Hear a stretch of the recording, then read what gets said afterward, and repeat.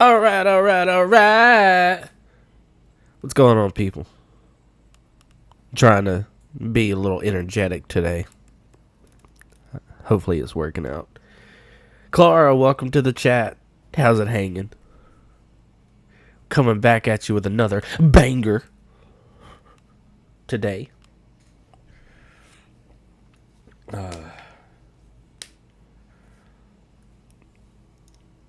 Yeah, party people for real. Yep. Okay, so be patient with me. We're going to switch to another scene. But I forgot to load something in. So if you will just give me a moment. We're not gonna use honk today. I want to save on my CPU and stuff like that. So once I get the new computer, though, we can do what needs to be done. But for now, we'll just have a picture there. It will be a remembrance of this beautiful face that y'all all say is creepy. But yeah, I wanna wait for a few minutes so that way people can come on in because I started late today. I wanted some sleep, so I got myself some sleep, and but we're back with something today. I got some content for you. My sleep paralysis demon, for real. Yeah, I have no idea what it is with my sleep schedule. Like I just, no matter what time, it could be like 4 a.m., it could be 10 a.m. Like, I'm either up at 6 a.m. or I'm up at 8 a.m.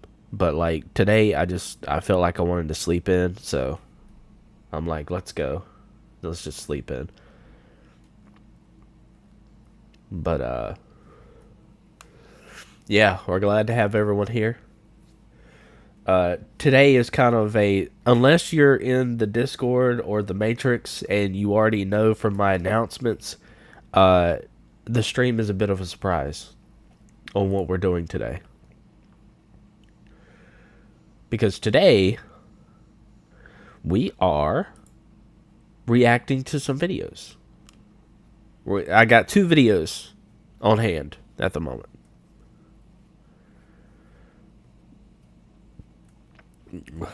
So, where the rest of them effers? Actually, I'm going to call them heifers. Yeah, where the rest of them heifers at? I don't know. I think they did what I did. I think they just went and slept. Either that or they're like waiting patiently at 8 a.m. and then they're like, oh crap, Zippix isn't going to come, so we're just not going to watch him today or something.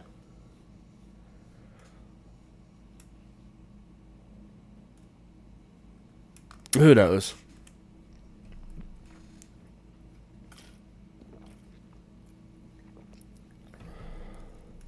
I don't know. I'm going to give it a few more minutes, though. And then people's going to be like, oh no, why did you start so late, Zippix? Latest GNOME blog is unhinged? Ooh, maybe we should react to that first. What's going on with that? GNOME blog.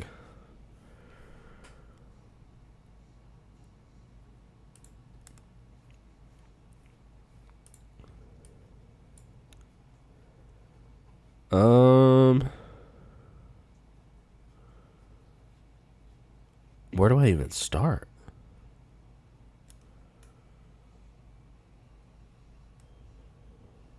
What is this, Rust in Peace?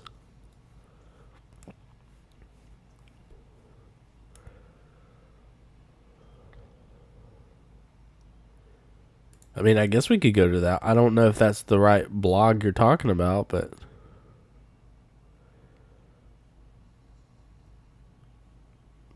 Oh, did you guys hear about this? Did you guys hear about the new fork of X11? I think it's called X Libre or something like that. Oh, they deleted it. Oh. Well, that's a shame. That's a bummer.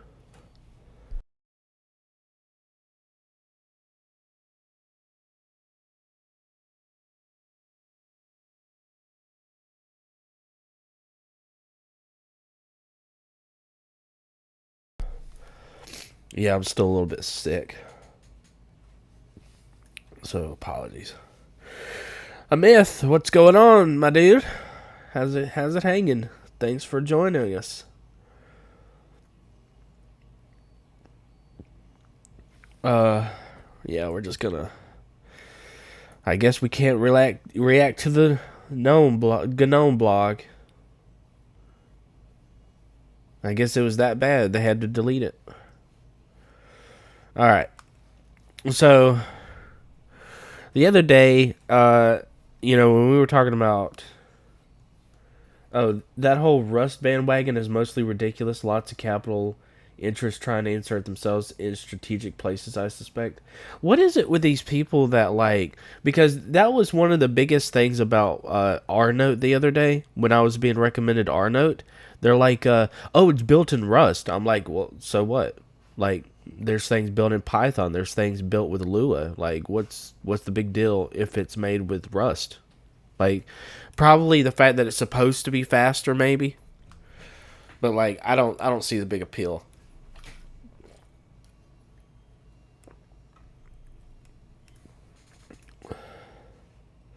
Chaotic Creeper, welcome back. So glad you could make it with us.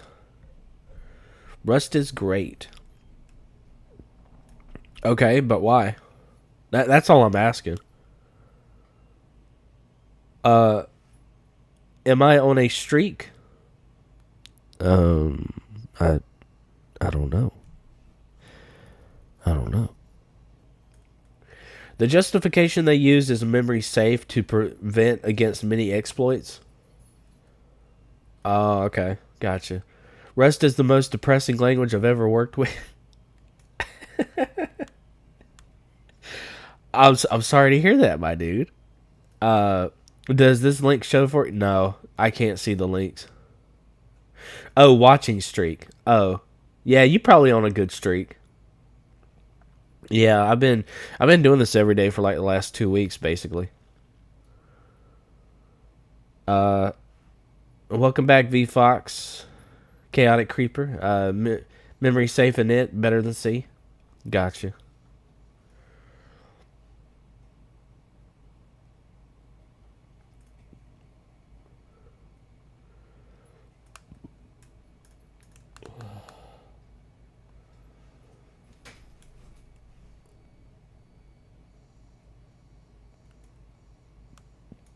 Memory safety at the cost of rewiring my brain to go brain dead. Well, I mean, there's that. All right.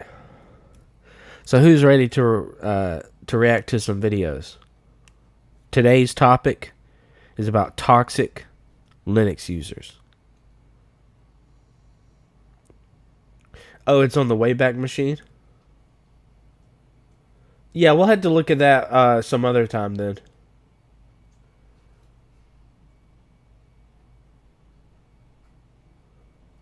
Yeah, we'll definitely have to do that some other time. Yeah, there's always trade offs for sure. But yeah, the other day, you guys recommended that I react to some of Kent's videos because we had discussed about Kent's Tech World. And so I picked out a couple of videos that we can look at to give you an idea of the type of content that he makes.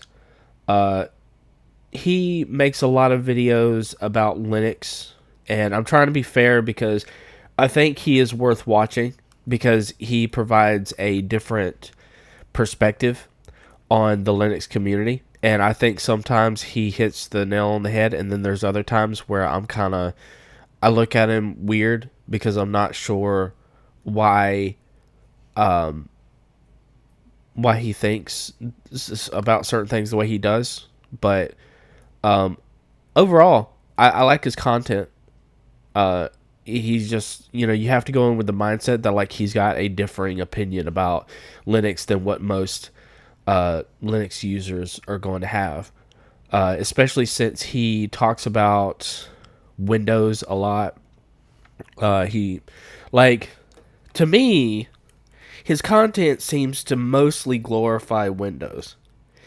Mac is not really considered as much in this, but yeah, if you all would, show some love and support to Kent's Tech World, that would be great.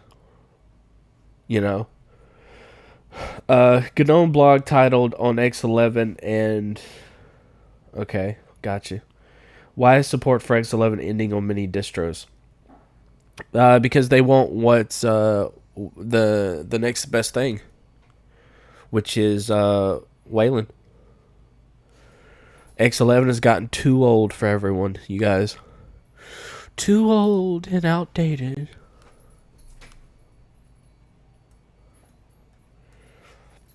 But yeah, without further ado, let's go ahead and get into the content. We already have here some we have some thumbnails so far. Oh yeah, definitely. Yeah. So I don't really understand what it is with all these thumbnails,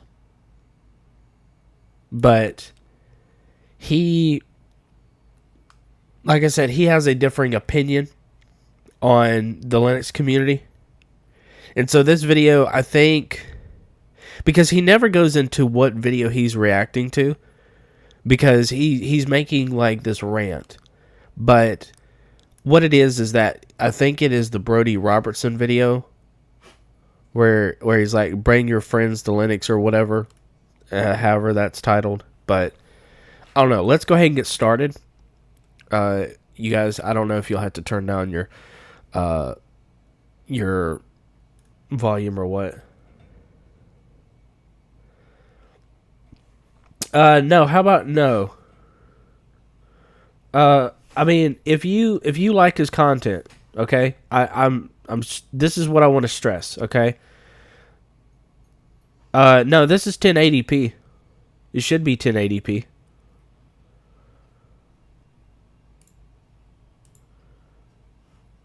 Let me look for you real quick. Yeah, it's 1080p.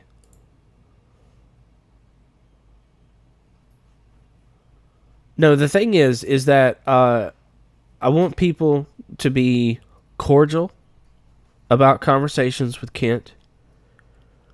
I want to be able to have civil discussions, to be nice and productive. I don't want a bunch of bashing. There's no need for that. Dude, how are you even getting 60 FPS? I'm not even streaming the stream at 30. I'm only streaming at 30 FPS. I have no idea how you guys are not getting 1080p.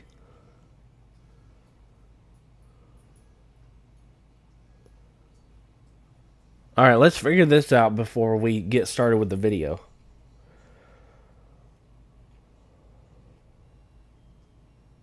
No, I have my settings. My settings are at 1080p and it's at 30 FPS.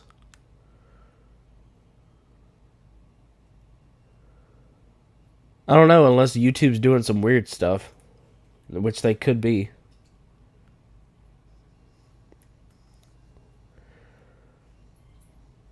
That is odd. That is so odd. Do I have to stream at 60 FPS for you guys to get 1080p?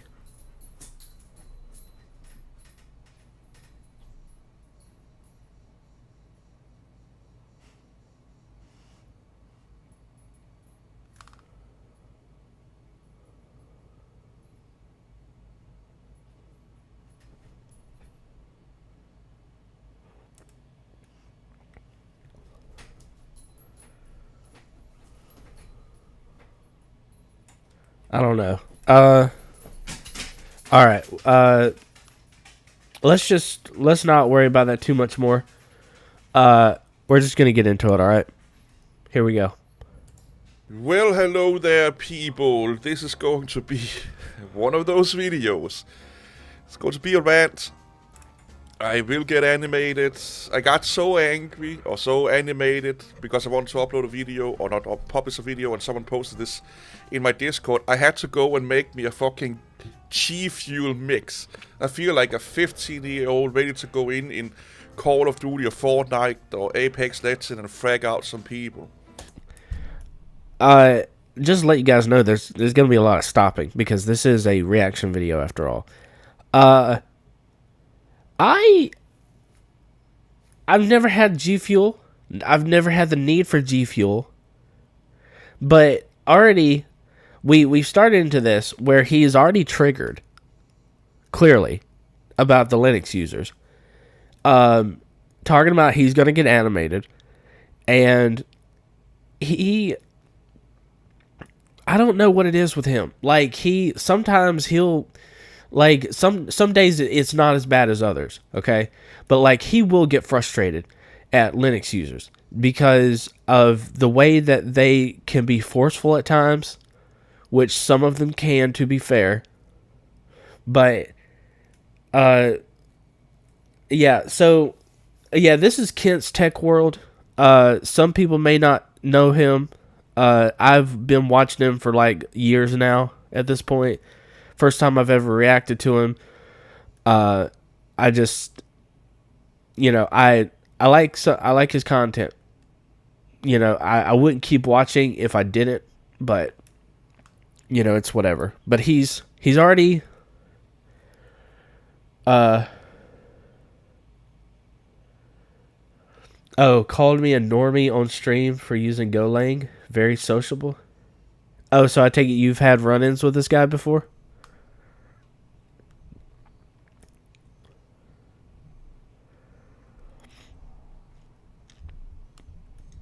Oh, I got you. Yeah, I noticed he's been streaming a lot more lately.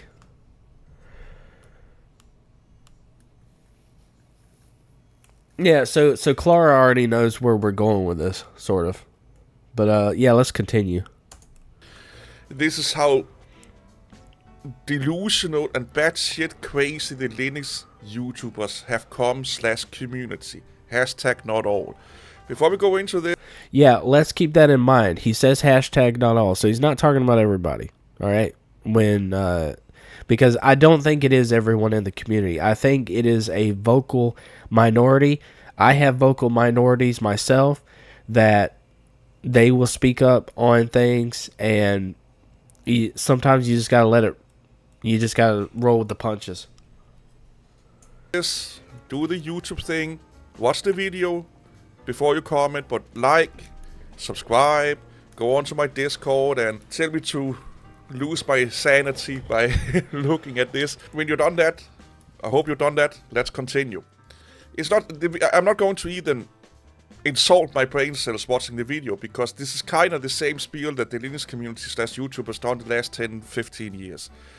It's not the video so much I'm criticizing here, or the person as the whole mentality that this video may be about. It could be about baking cookies. I don't know how much clickbait he is. From the title and the thumbnail, this is something that the Linux community has been championing for years and years and years, is that let's not let people discover Linux on their own. We have to force them into Linux. Okay, so they don't discover it on their own. We have to force them. Okay.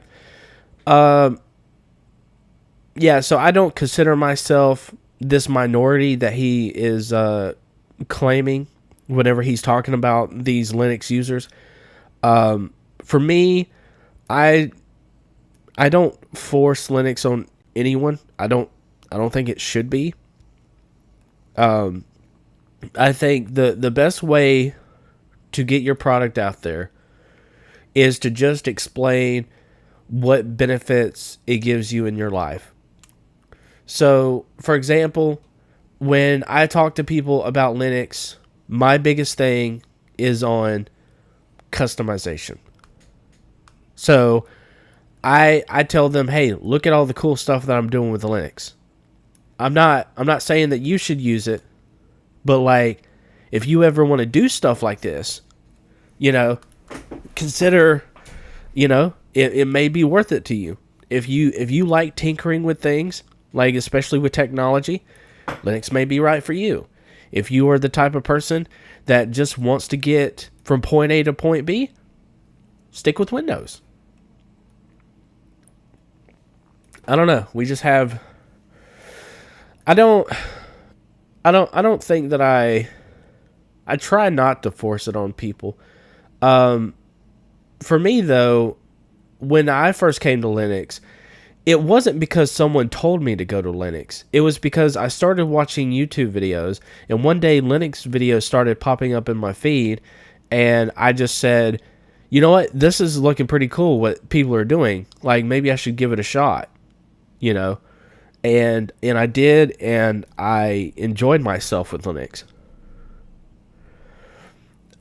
They already used in Linux as a modified Android kernel. Gotcha. Forcing anything goes against the whole philosophy of these types of OS/community, etc. I mean, it does, but again, what he's talking about supposedly is a minority. So, like, he's talking about people that are very vocal on. It could be on his channel, it could be elsewhere, but like, these are people that are trying to force people to go to Linux. And you see all these thumbnails here where it's like, how to convince anyone to try Linux, and then bring your friends to Linux before whatever, because he's got thumbnails covering the title. I don't know what the title is, but like this is what he's trying to sell to people, is the idea that Linux users are toxic because they're trying to force this onto people, when as we heard from him before, and as we've said, this is not the majority of people, because the majority of people, they really could care less about what it is that you do with your operating system. The ones that are vocal about it are people that don't really give a flying flip about you, and they only care about their own agenda at the end of the day. If you really care about someone's experience, then you're not going to force anything on anyone. You're just going to be like, okay, it's there. Like, you could take it or leave it.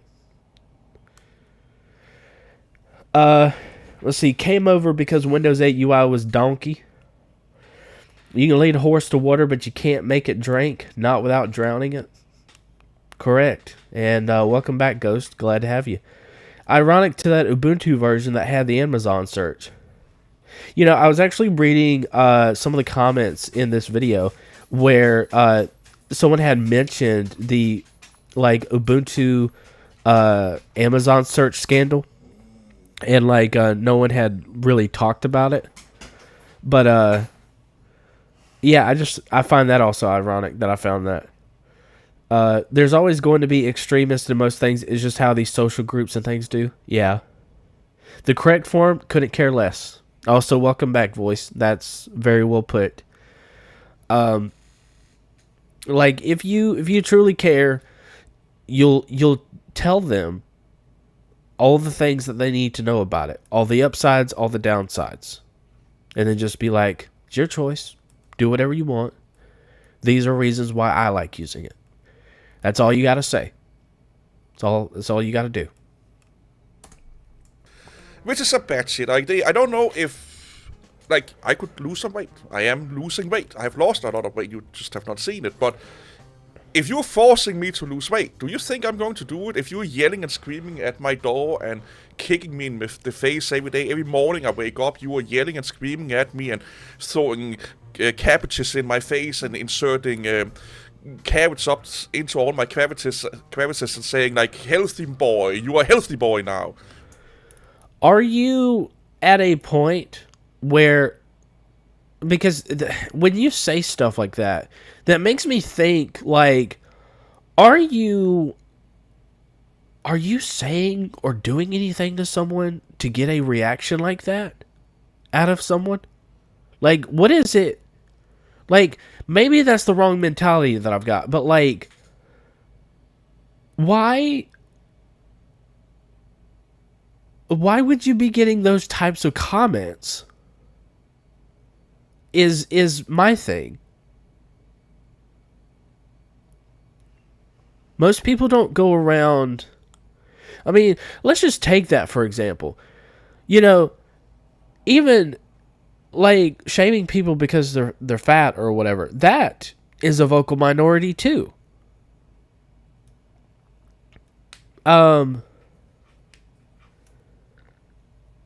Yeah, I don't know.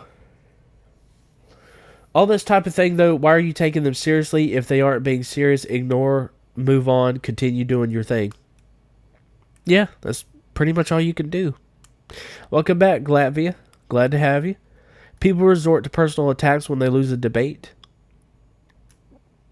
I mean, when you write, you write. People who call him a fat dude aren't insulting him because of his weight. No, they're just resorting to, like, I don't know. I want to say ad hominem. I don't think that's the right term for me to use for this situation because he's using an analogy to, like, bring it back. But I think the analogy kind of falls because that leads me more to question about, like, what are you saying and doing that is like making people react to you in those ways. All right, let's continue. Do you think that will ever work? Does it work on you? It works on a really select few group of people. They tend also go to like kinky places where they get tied up and spanked with the whips and kicked in the nuts and stuff like that. If you're one of those people, it may work on you. But for the very Okay. This dude. I forgot to mention that he is not as clean as this channel is, okay? That is something you have to know going forward with this. And I'm sorry, I forgot to tell you guys this, but, like, he sometimes he can be filthy. Like, some of his analogies are just downright dirty, like what we just heard. He does a lot of cursing, too. If you guys don't mind that, then great. But, you know, that's just a warning. vast majority of people, forcing them to do anything, especially if they don't have to, and they have a choice, is never a good thing. The Linux community, they love to do this. I have a video I reacted to a few months ago about how to basically do psych ops on your friends to force them into Linux. How to manipulate your friends and family to use Linux. Like, if you don't think Linux is a cult, it's a cult for a lot of people. Okay, yeah, so it's a cult to a lot of people. Well, then we have to define what makes a cult then. Like, we have to set up parameters on what it is that you're implying makes it a cult. Like, I don't know, because if you're saying that this is only a minority that's doing this, I don't see where it could be a cult. Unless we just say to ourselves that we're going to distance ourselves from all these people that make it into a cult.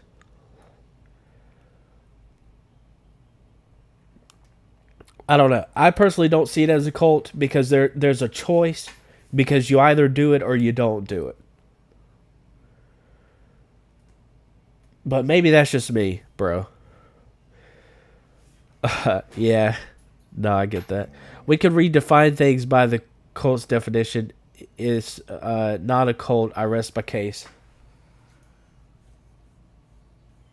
Oh, we can't go and redefine. I don't know, because, like, for me, a cult is like something that you can't get out of, that everyone just collectively believes in this thing. I'll tell you, as I believe that I am a free thinker when it comes to the Linux community. I feel as though I'm not in one camp or the other. In fact, I think a majority of people will disagree with me on some of the ideas that I have about Linux. But that's just more like when we're talking about distributions and programs. But I think we overall agree on a lot of things. I think another place where we may disagree is like on philosophies of Linux, because like things mean different things to us.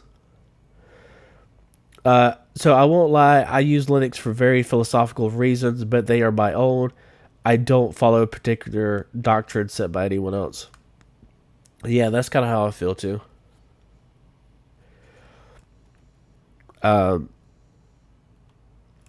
Yeah, let's go ahead and keep going.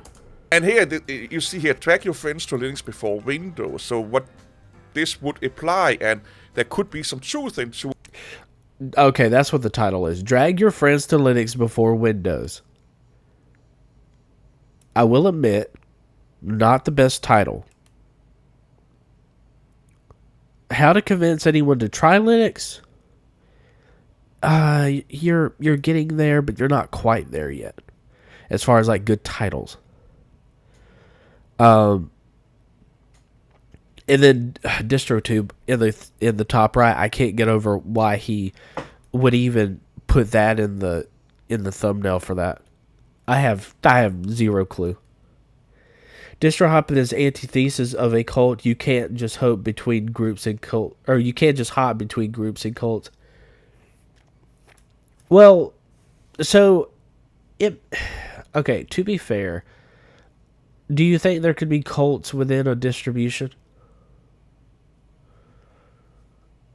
Linux for because Microsoft doesn't respect me, and for telemetry and privacy violations.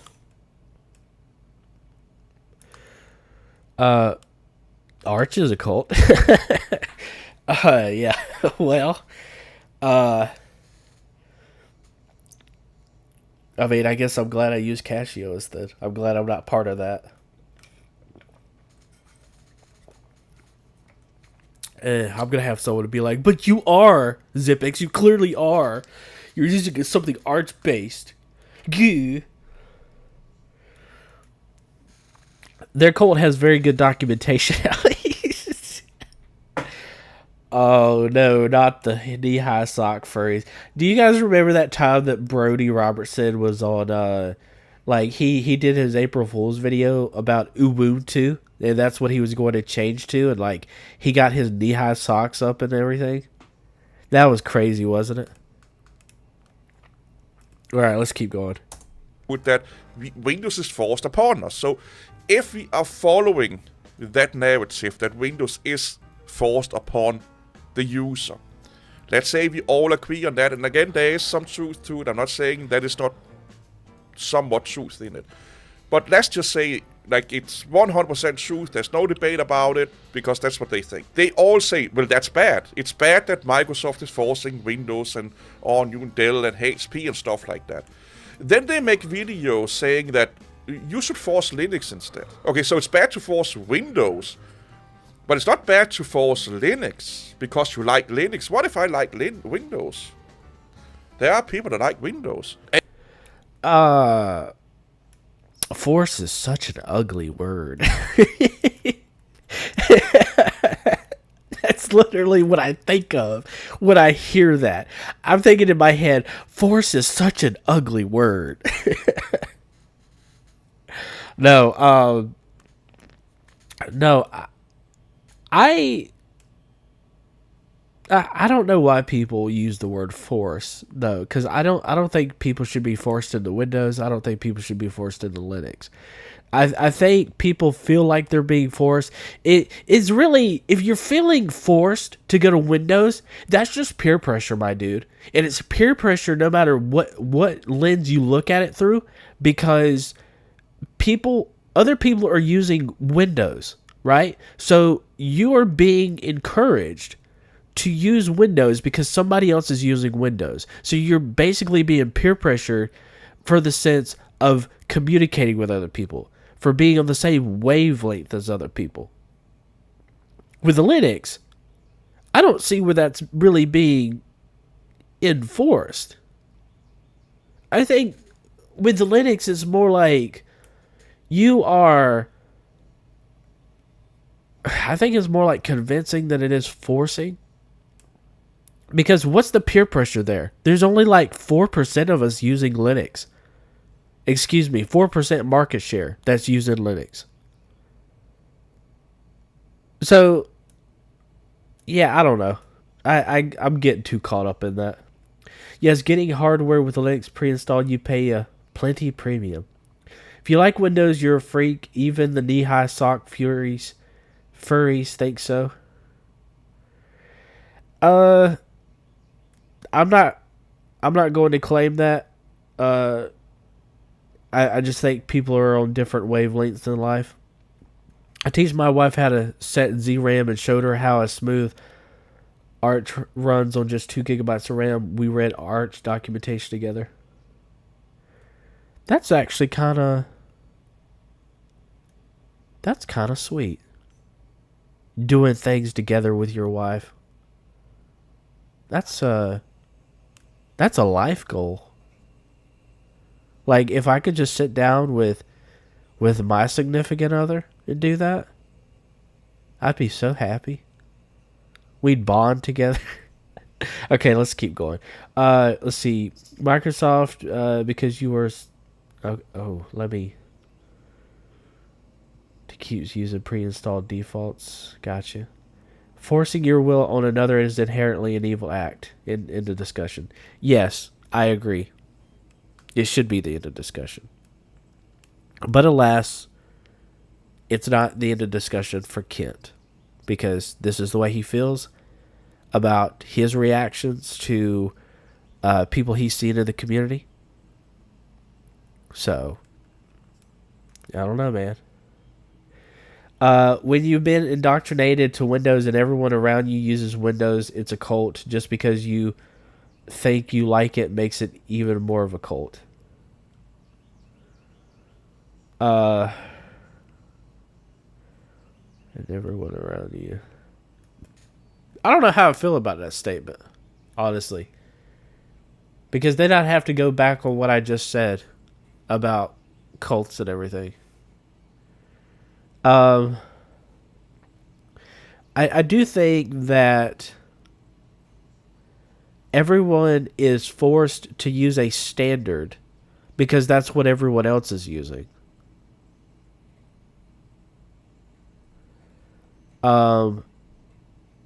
I think to some degree Windows could be a cult? Question mark? I think it... I mean, because technically by definitions, I'm not saying you can't get out of it. It's very difficult to get out of it. Let's drop the cult thing. It's a false analogy both ways. Once you need it for work, you can't leave. It's like the Matrix. Well, good. I'm glad you're having fun, Ghost. I mean, Kent's the one that brought up that it was a cult. Okay, I didn't necessarily say it was a cult, but let's continue. And this is like the double-sided, the manipulative brain rot that Linux users have in a lot of instances, especially Linux YouTubers, is that they don't like when the competitors are doing something, but it's okay if they are doing it. So, forcing people to use Windows by pre-installing Windows and don't want to help them with tech support and all of those fucking low IQ fucking ideas they come up with, that's fine. But it's not fine for Microsoft and Microsoft tech people to not help them, not support them, not give them hardware support, not give them software support, not give them driver support, because we wanted to work on Linux, we wanted to be better on Linux than on Windows. Yeah, but... Okay, so this is where I've decided to stop this portion of the video because this is getting into, like, now we're talking about how people are giving support. What he's saying is that there's a double standard in the community where, like, it's okay if we do it, but it's not okay that Windows and Mac does it. Well, the difference is that the majority in the market share is running Windows to begin with. And with that being said, that you're going to get the most support. That's where you're going to get most of your computer support, is if you go to Windows. Because everyone goes in with the understanding that people are on different wavelengths. They're not very tech savvy. And this is how they use a computer. So they have to dumb it down because of the way that Windows users can be. Linux, on the other hand, the reason why you may come across people that don't want to support, like, give you support in that regard, is because they're under Arch mentality. I'm just going to say it for the lack of better words. Arch makes it to where you have to know your system already to be able to fix your issues. Like, unless someone has already covered it, then they're going to RTFM you and go about their day. Like, in that regard, what I'm trying to get at is that people on Linux have this preconceived notion that you know what you're doing in Linux. That's what makes support difficult with Linux. Hashtag not everybody. But that is a problem that we run into nonetheless. And I tried to mitigate that. I tried to make it to where if you guys need help with something, I try to be there. You know? I can't guarantee that I know all the answers, but, like, you know, I'm always with the Discord. And if I'm live streaming, you know, you guys have a problem, if I can solve it, I'll try to help out. You know, I can't guarantee that I know everything, but, like, you know, going back to the conversation at hand, that's just the way it is. One is paid, one is free. Buy Red Hat and you'll get all the support you need. Why did that sound like a poem, my dude? People thinking Windows is part of the computer. I mean, you ain't wrong, but he's projecting my level of pressure begins and ends with you could try Mint if you want. I don't know. The funny part about Linux is difficult because terminal, but needing PowerShell to remove baked apps and telemetry on Windows is easy. The same thing, but IDK. Yeah, that's what I was thinking. Like, I think people don't really think of the PowerShell as a terminal in that case. If that's their mentality going into it, then that's got to be what they're thinking. Is that, like, they're not thinking that it's having to work in a terminal. They're just thinking that, like, we can fix this and never have to. Actually, you know what it is? It's about convenience. So it's not convenient to do most things in the terminal, but it's convenient when they want to remove the apps and telemetry that they don't want, because it's something that becomes priority. So as it takes priority, then that's when they want to use the PowerShell.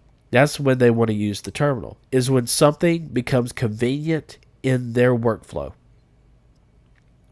There's a surge of people who want to try Linux because Windows 10 is expiring. I have no interest in wasting my time. They are changing for the wrong reason, and I don't want them in my club. I mean, here's my philosophy on this whole thing. Like, as far as making the transition, people are often telling me how they would love for us to have more market share. And I'm like, why? I'm like, why can't we just enjoy what it is that we have now while it's still good. Because the more that people come to Linux, the more restrictions and the more of everything else that's going to come into play.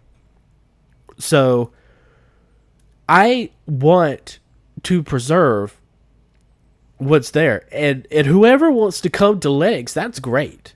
You know, I do encourage other people to like go to Linux if that's something that they're interested in. But at the same time, I have no interest in converting a majority of the market share just because that's what someone wants them to run.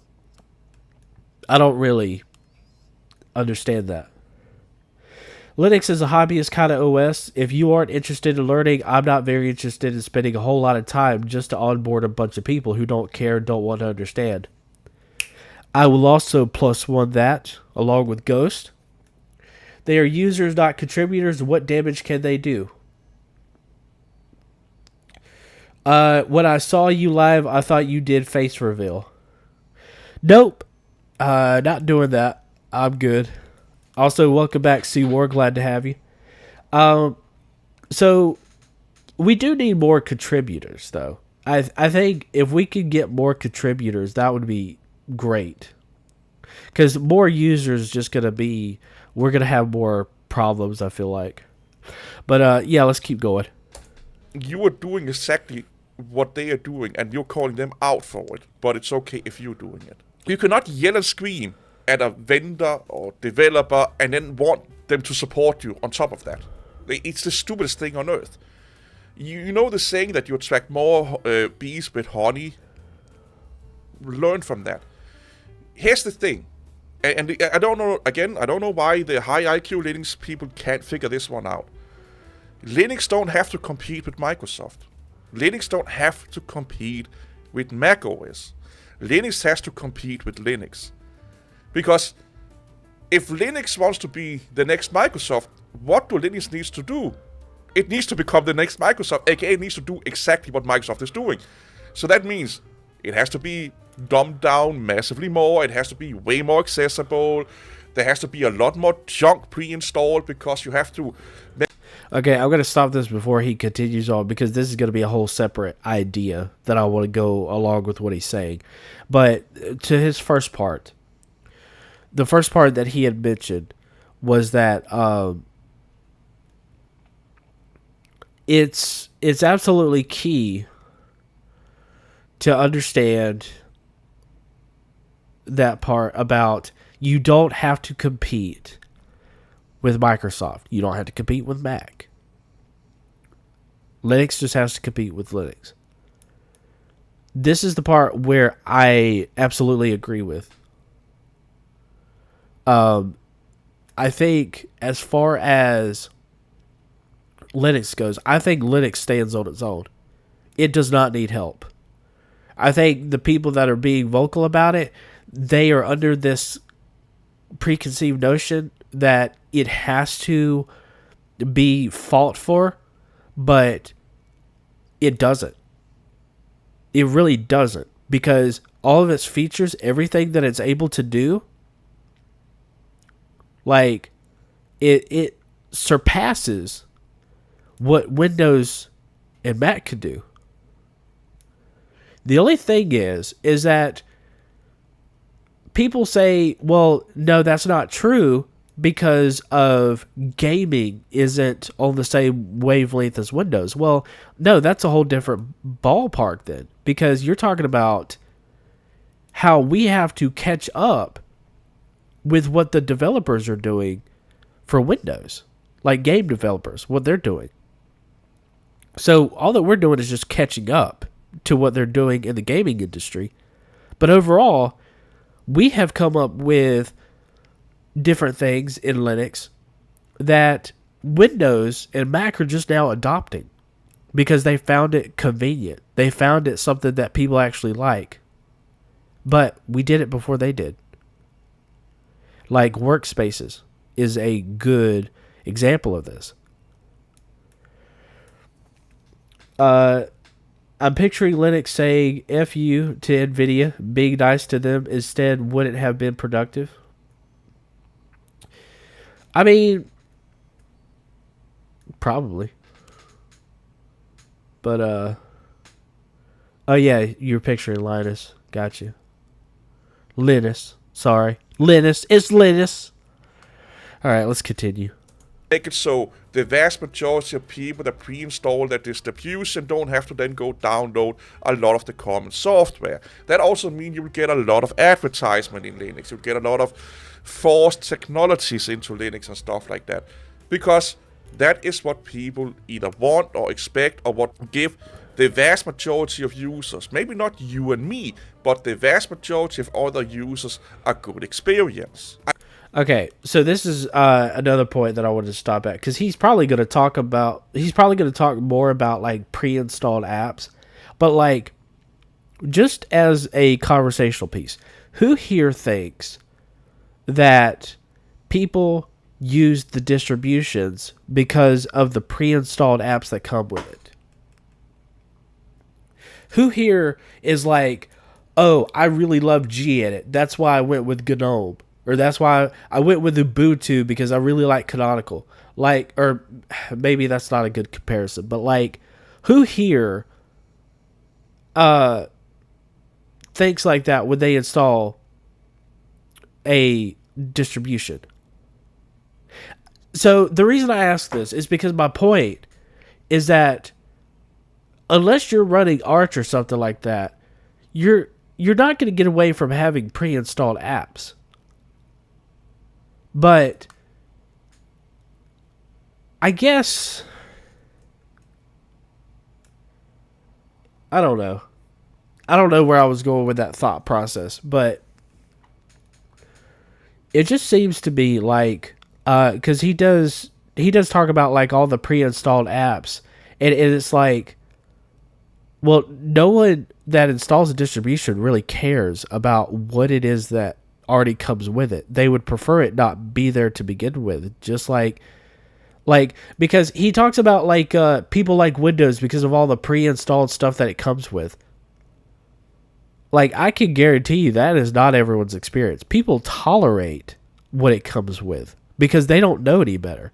They don't know that they can just say, well, I'm not gonna have this or whatever, and like remove it. But I don't know. Linux is not for average user who only do browse video, email, and use for entertainment. Mostly average user are like this. Yeah. I mean, half of my time is literally being an average user. The other half of my time is like really wanting to tinker with my system to get it looking the way that I want it to look. That's why I use Ubuntu with the LXQT. I don't need extra stuff. It's the first impression on a distro. If they fill it with a bunch of nonsense apps, I'm moving on. Fair enough. He's using the same argument I have heard many times. To compete with Windows, Linux needs to be more commercial like Windows. Windows is like Windows. Use that. So, yeah, what he's getting at is that, like, in order to be able to compete, you need to be able to have like the advertisement. You need to be able to, I mean, basically, yeah, it's a lot of it's about advertisement. Yeah, I don't think he makes that clear, but really what he's getting down to is advertisement, because all of these pre-installed apps are a result of advertisement. Like, really, they come pre-installed because they want the users to be able to use them. That's why they're on the system. So it's like free advertisement for them. Like, if someone gets curious and they're like, hey, I'm going to click on this, see what it's all about. You know, they go and click on it. That's more money in someone else's pocket. It's a very broad subject, many angles and ways to think about all this stuff. So many directions one could go. Yeah, I think it makes for a great conversation. Absolutely. It's this video is that's one of the reasons why I wanted to cover this video specifically. But I disagree that Linux isn't for the average user. If they do everything in a web browser, they can use anything. They don't notice or care. That I could agree with. Like, if all you do is just like watch videos and you surf the web or whatever, Like, that is something that you can do on Linux. But people don't use it on Linux because they want, or they get what's given to them, because they either don't know about Linux, or they don't understand it, or they don't care. I mean, that's a good point too. Even though you're replying to Ghost there, that's a good point too. Like, for that matter, if that's all you do, you could just use a Chromebook. I mean, I wouldn't recommend using a Chromebook, but you could. Am I weird for thinking terminal is way easier and efficient than GUI once you learn it? I think there are some things that are easier in the terminal. There are some things that aren't as easy. One thing that's really easy is FFmpeg is easier in the terminal. I think as far as like a GUI program that wouldn't be easier, something that would be easier in a GUI for me is like reformatting a hard drive. Like, I would rather use a GUI than I had use a terminal. Linux doesn't need to compete. I see surge of people choosing Linux. Yeah, I mean, they're choosing for different reasons, but yeah, they're choosing Linux. Yeah, I agree. All right, let's get back to it. I love this thing that they say that Windows exploded, and they could be right. But take me, for example. I spend more time deloading Linux distributions when I install them than I do installing them. That's why, to some degree, I like SUSE Linux, Arch Linux, and distributions where I choose what's on the install. The same with Windows. I spend more time deloading Windows than installing it. But because you like Firefox, you like Thunderbird, you like LibreOffice and all the other fucking bullshit that I don't like the distributions come with, you don't see that as bloat, you see that as oh, this is nice, I don't have to go and download it. Okay, everything I just said, that was the point. All the comments that I was making just now about pre-installed apps, to that point there, basically. I got ahead of myself. But, yeah, so, pre-installed apps, as I said before, it's just a form of advertisement for whatever company wants to get themselves out there. That's the way I feel. I think Ken is milking the hate for Linux content. I mean, and he could be. Well, actually, no, I don't think he could be. I think it's very likely, because that's what that's what I was saying, because someone made the comment the other day, like, he just seems like a regular Linux user, and I'm like, no. He has experience in Linux, but he has a lot of trauma from Linux users, to a point where he doesn't really like using Linux anymore, and once in a while he just decides he wants to go on and make a rant about Linux users, and so he does that, whether he does it in a live stream or he does it in a video, and that's his thing. But like, I still value his opinions because they are differing from mine, and I like to hear from all sides of the spectrum here. I mostly do everything I can in a terminal/command line, just so I can automate it or use it remotely or use it however I want, just part of my general philosophy. Debate coming up if the traditional desktop will be replaced with the likes of Samsung DeX and Android PC convertibles. Gotcha. I mean, y'all are more than welcome to have that conversation. I don't know anything about that. I hate pre-installed apps for anything. Yeah, and I think a lot of people do. I think a lot of people hate that. And they deal with it because that's what they feel like they have to do, because they don't know any better. They don't know any other alternatives. I have a take. I think that most people that think Linux is hard to install, they don't even know how to install Windows. They just use what they got with their laptops. Yeah, I don't think it's a problem with like Linux being hard to install. I think it's just like installing an operating system is hard for them. Pre-installed or macOS or Windows. So, do you think average use go to the lengthy USB bootable BIOS? Choosing 20 plus Linux, do you think average users are that interested in Linux? Oh, that's towards Ghost. Do a Windows install, especially an OEM install, and examine the pre-installed apps. They aren't for the user's benefit. No, as I said before, they're used for advertisement. They want people to be able to use the apps. So one day someone gets curious and they click on the app and then they just go with it. All right, let's get back to it. Well, I install a lot of Windows not distributions, but Windows install, and almost all besides Candy Crush and Xbox, people actually fucking use it that's pre-installed with Windows. Really? So, give me an example. And his criteria was that other than Candy Crush and something else that he mentioned, what is the one thing that comes with Windows that is actually useful? This is a question to chat, by the way. This isn't so much a question for Kent. I will let you go ahead and know, spoiler alert, he doesn't ever go into what apps would be useful, I don't think.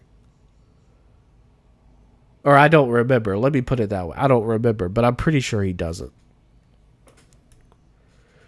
Okay, we got OneDrive, we got Edge, we got Notepad. Oh, my dude. Notepad should be... Well, I guess that's the point. Like, Notepad should be included no matter what. I guess there's no argument there. There should be some sort of Notepad application that should be included. Edge... I'm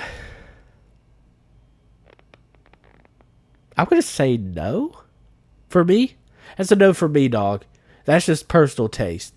I don't use Edge unless I absolutely have to.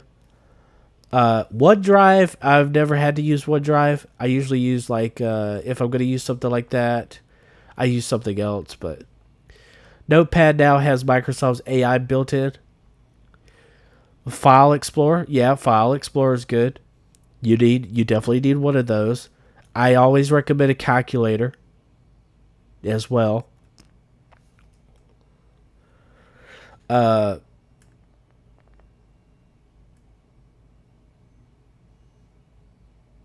mean, y'all make some good points. All right, I rest my case then. They like Teams. They like Spotify. Oh, okay. Teams and Spotify.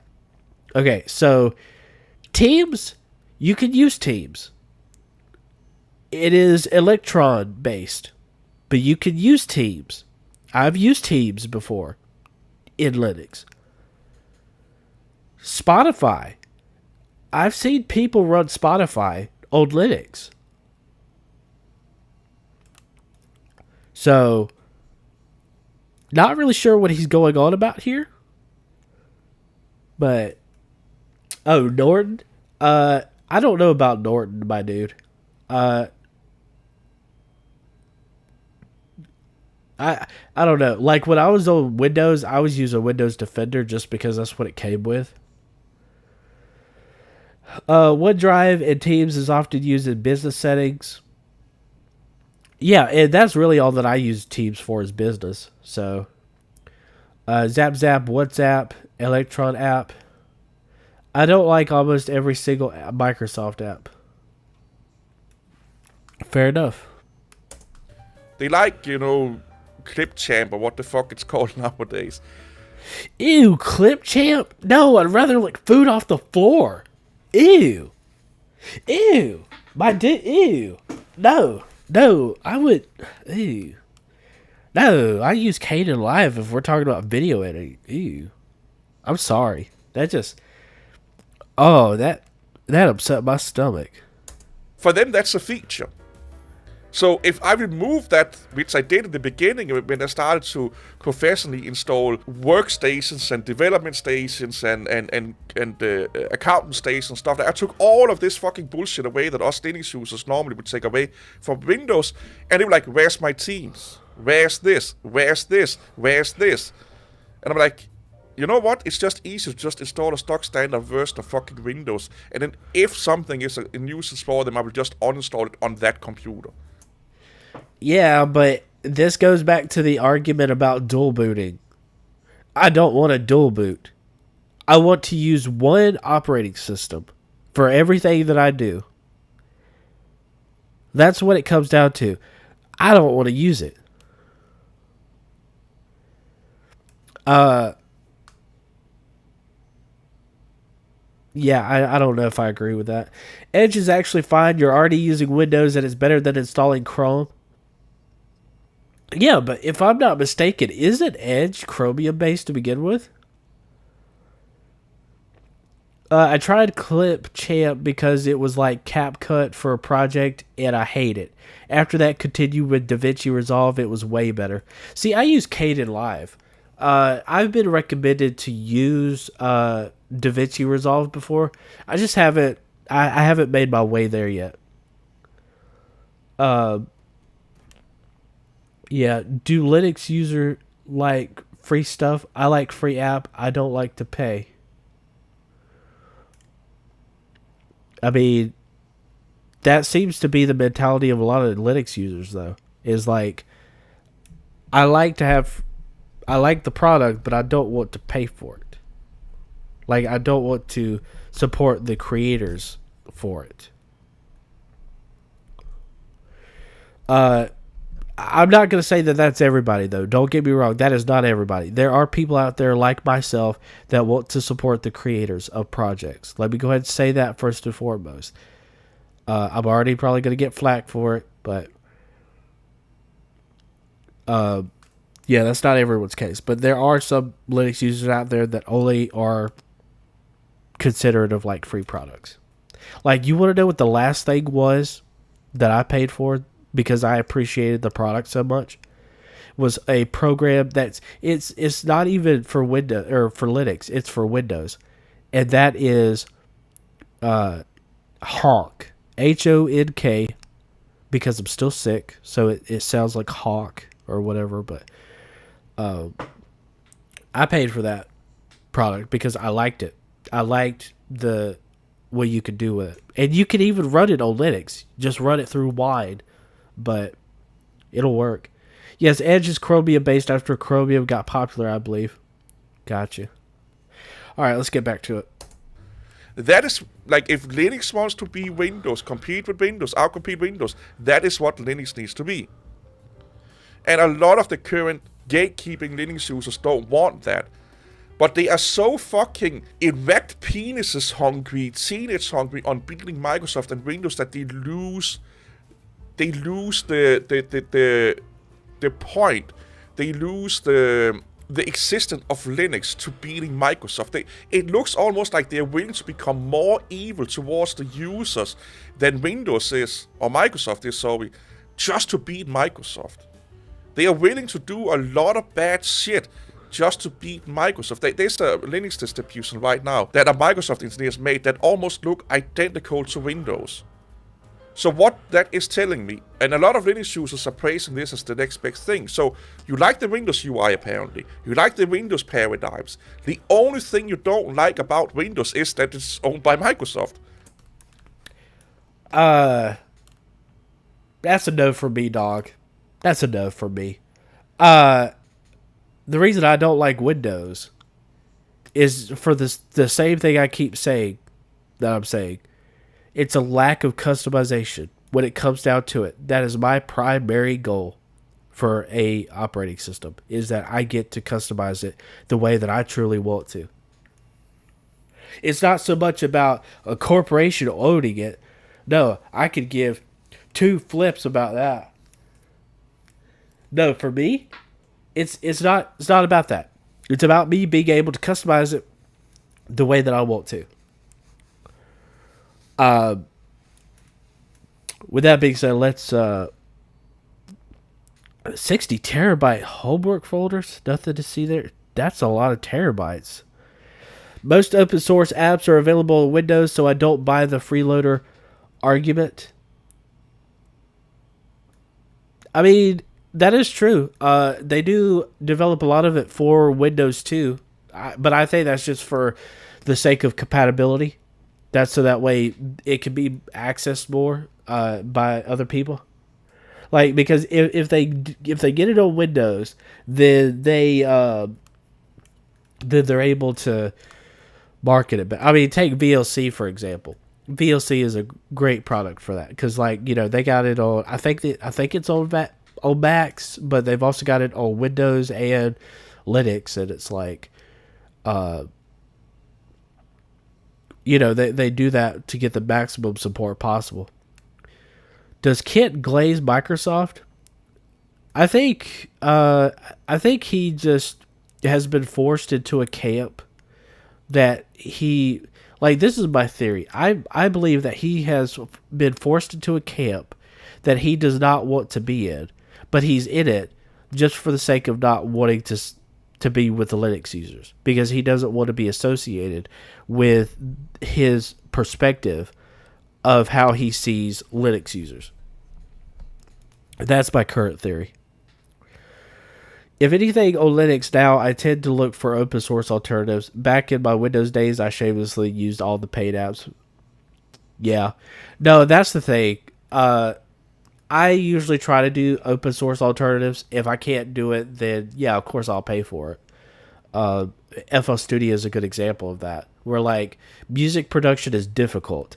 And like the other day when I mentioned Music Bear, the product that I was referring to that some people use for music making is LMMS.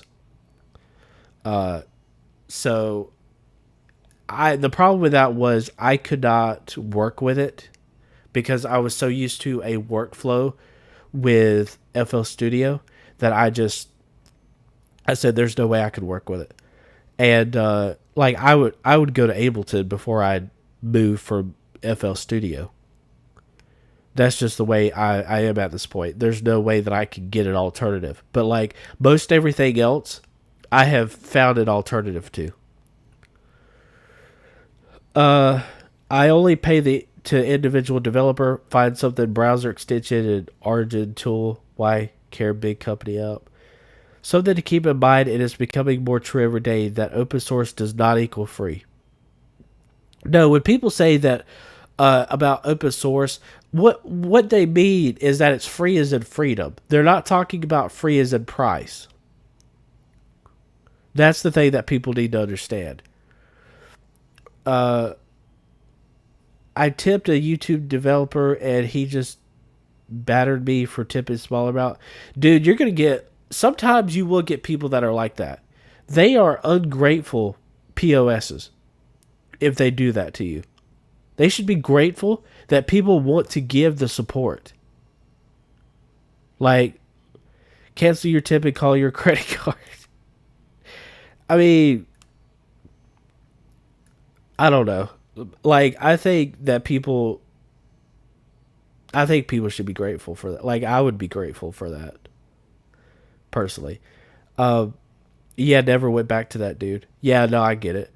Oh, yeah, you're working with Twitch. Yeah. Free as in Libre or free as in free beer. I also don't see the issue with getting free stuff if some hobbyists are willing to give it. Yeah, I mean, there's no problem with getting free stuff. That's not what I'm saying. I'm saying, like, if you truly appreciate someone's work, like, at the very least, like, at least think about it for like 10 seconds. At least think about, like, am I able to give? If I'm not able to give, then I won't give. But if I'm able to give, then maybe I should consider giving a little bit. That's all I'm saying. Like, if you don't have it, then you just don't have it. But if you do have it, then, it's just forethought, really. For example, Proton Services, open source but paid. You watch Kid 2? Yeah, I'll watch him. I like him. He looks and sounds like a penguin. I think we're just gonna have to agree to disagree on that. I think he is a wolf in penguin's clothing is the way that I would characterize Kid at this point. I took your dot files because you were willing to share them with me. Hey, yeah, absolutely. That's what my dot files are for. If you guys find that my dot files help you in some way, then use them. They're available. All my stuff is Creative Commons. Even my music, when it comes right down to it. Like, I just ask that I be credited if you're going to use, like, my music. My coding, I don't really care so much about. Like, if you just, like, I mean, it would be nice to be attributed, but yeah, it's out there. It's for whoever wants to use it. You know, I don't mind. All right, let's get back. So you like the kernel, you like the file manager, you like the way it installed programs. That's what you're telling us. Look at Windows back in the Linux FX or what the fuck it's called. Look at GNOME. Look at KDE. Look at how many things in Linux that are trying to mimic Windows or Mac OS because they want to kick their asses. Instead of focusing on who Linux is for, what Linux is good at. They don't do that. And then they yell and scream at Windows, Microsoft, Apple, Mac OS for doing certain things. And then lo and behold, they do the same thing. One thing that really fucking got me laughing my tits. Okay, he's about to go into something, but I want to say that I agree with what he's saying so far about yeah, I kind of lost my train of thought for a second, but I do agree with what he was saying there. Like there's just no I mean, you know what? Let's go back and then I can kind of let you know where I'm agreeing with him on. Because they want to kick their asses. Instead of focusing on who Linux is for, what Linux is good at. Yeah, what Linux is for, what Linux is good at. Okay, that's what I agree with him on. It needs to be more focused on that. Some of the other stuff, yeah, I don't really see where it is as much. Let's see, with AngleLens, Employee of the Year, I disagree. Okay. Yeah, you are free to disagree. There's nothing wrong with that. Being Windows/Mac OS like isn't wrong. If someone invents the wheel, it's not wrong to make a better wheel. He's asking us to make square-shaped wheels.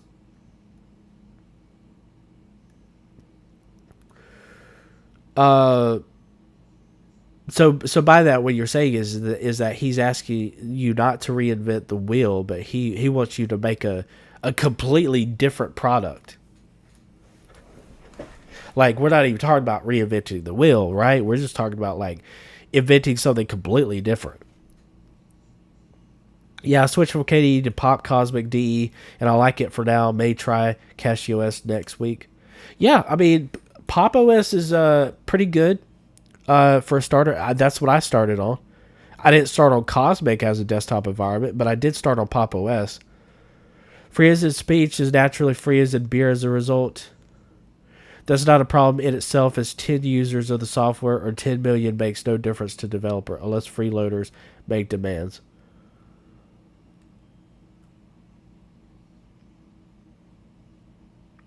Okay, gotcha. But OS is OS. How different can you make? Cosmic D is like Mac OS, but better and faster. Gotcha.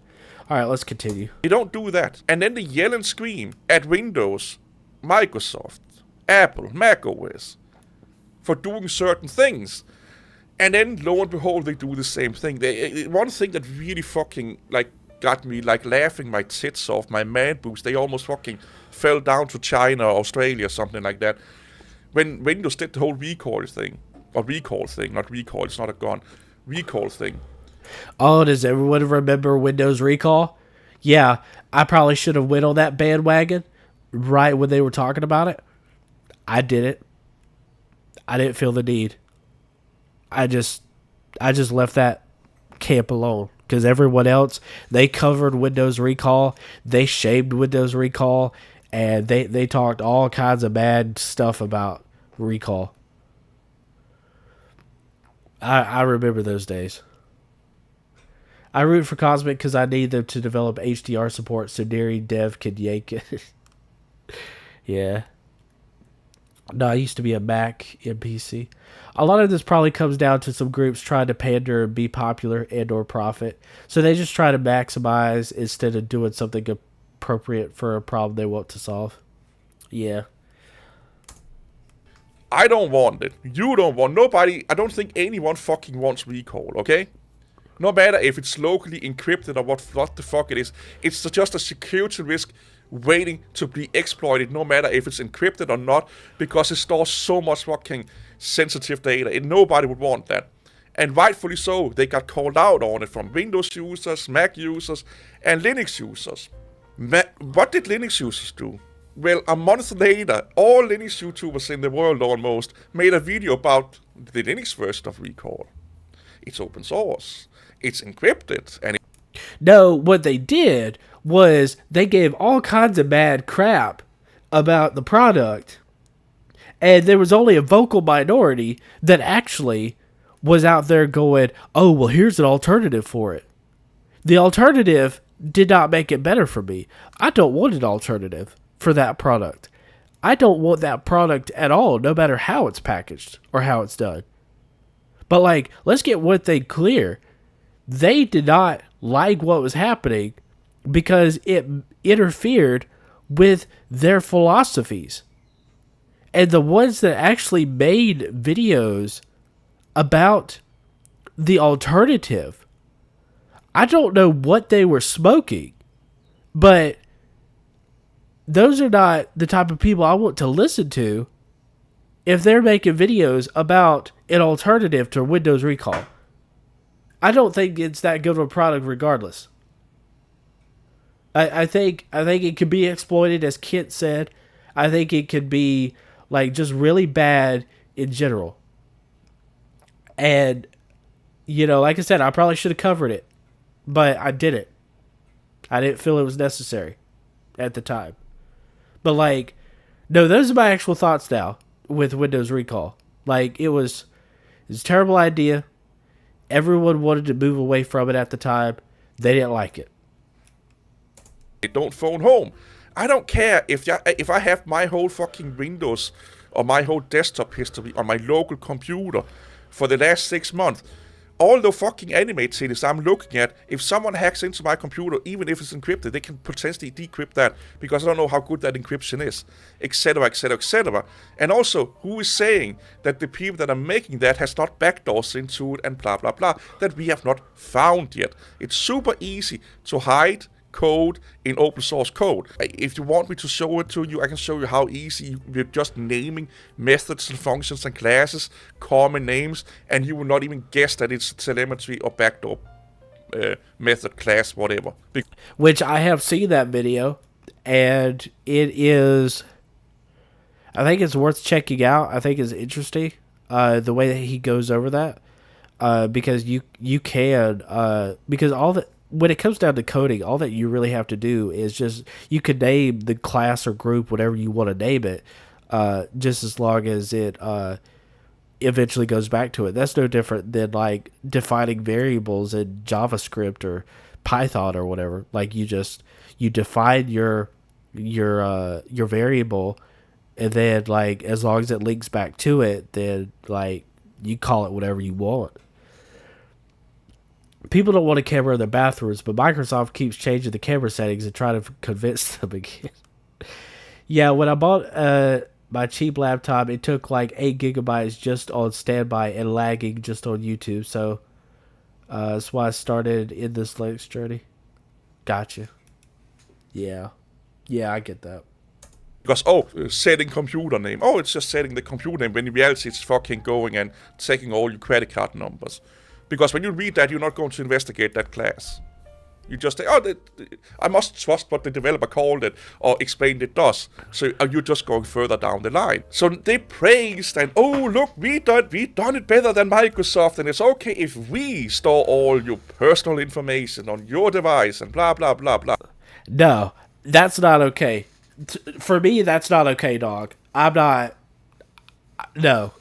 even, no. That's just not, that's not acceptable to me. You're not going to see me you're not going to see me agree with what he just said. I don't think it's a good thing. Which is what Apple is doing. Apple is storing a lot of their personal fucking shit locally on your devices now. But that's bad because it's Apple. And the Linux users like, well, there could potentially be backdoors and all that fucking shit. And like, yeah, the same could be done in your open source version. Like, yeah, you know, what I will say is like, does anyone remember the XZ backdoor back last year? Last year they had that XZ backdoor.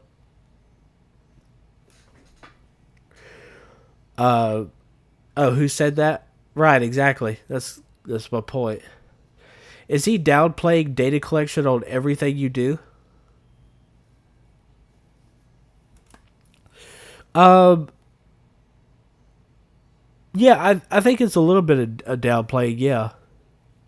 I self-host the things I can. I won't touch any cloud stuff or online anything. I remember the XZ thing. Yeah. Yeah, that was a crazy time to live.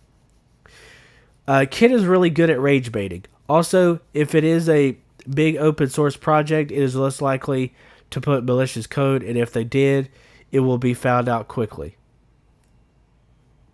I mean, I don't disagree.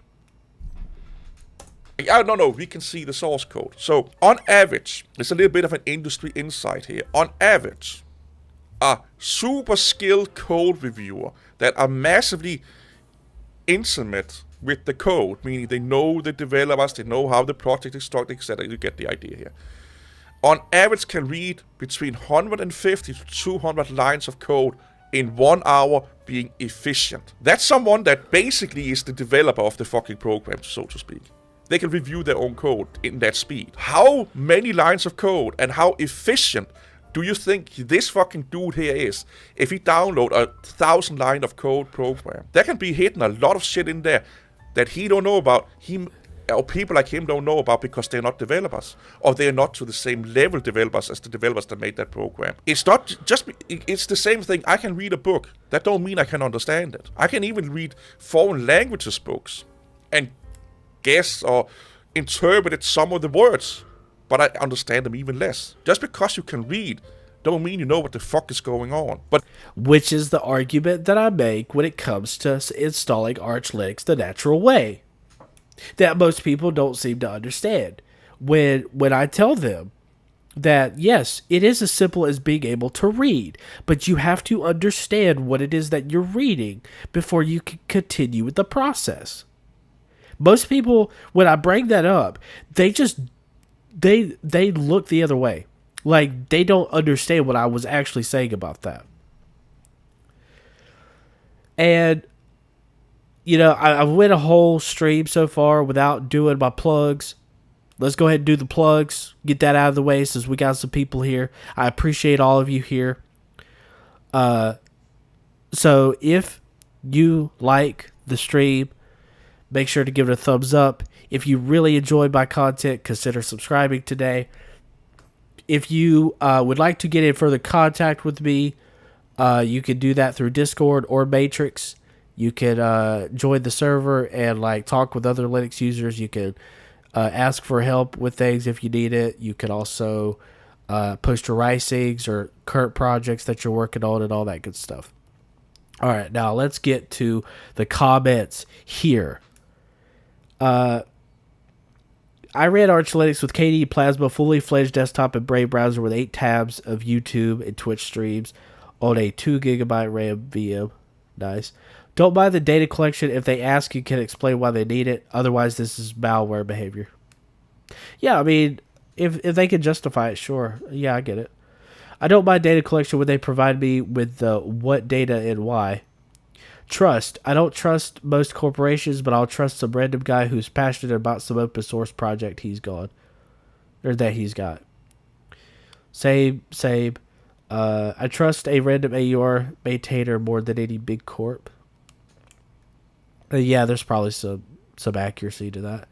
What do you mean by that? Like understanding Arch or the packages? No, what I'm saying is like understanding everything that goes into installing Arch itself.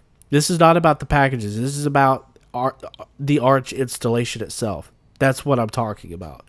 Like, you have to understand what it means and how to partition your hard drive, first of all. That's just an example of all the things that you have to do when you are installing Arch Linux the natural way.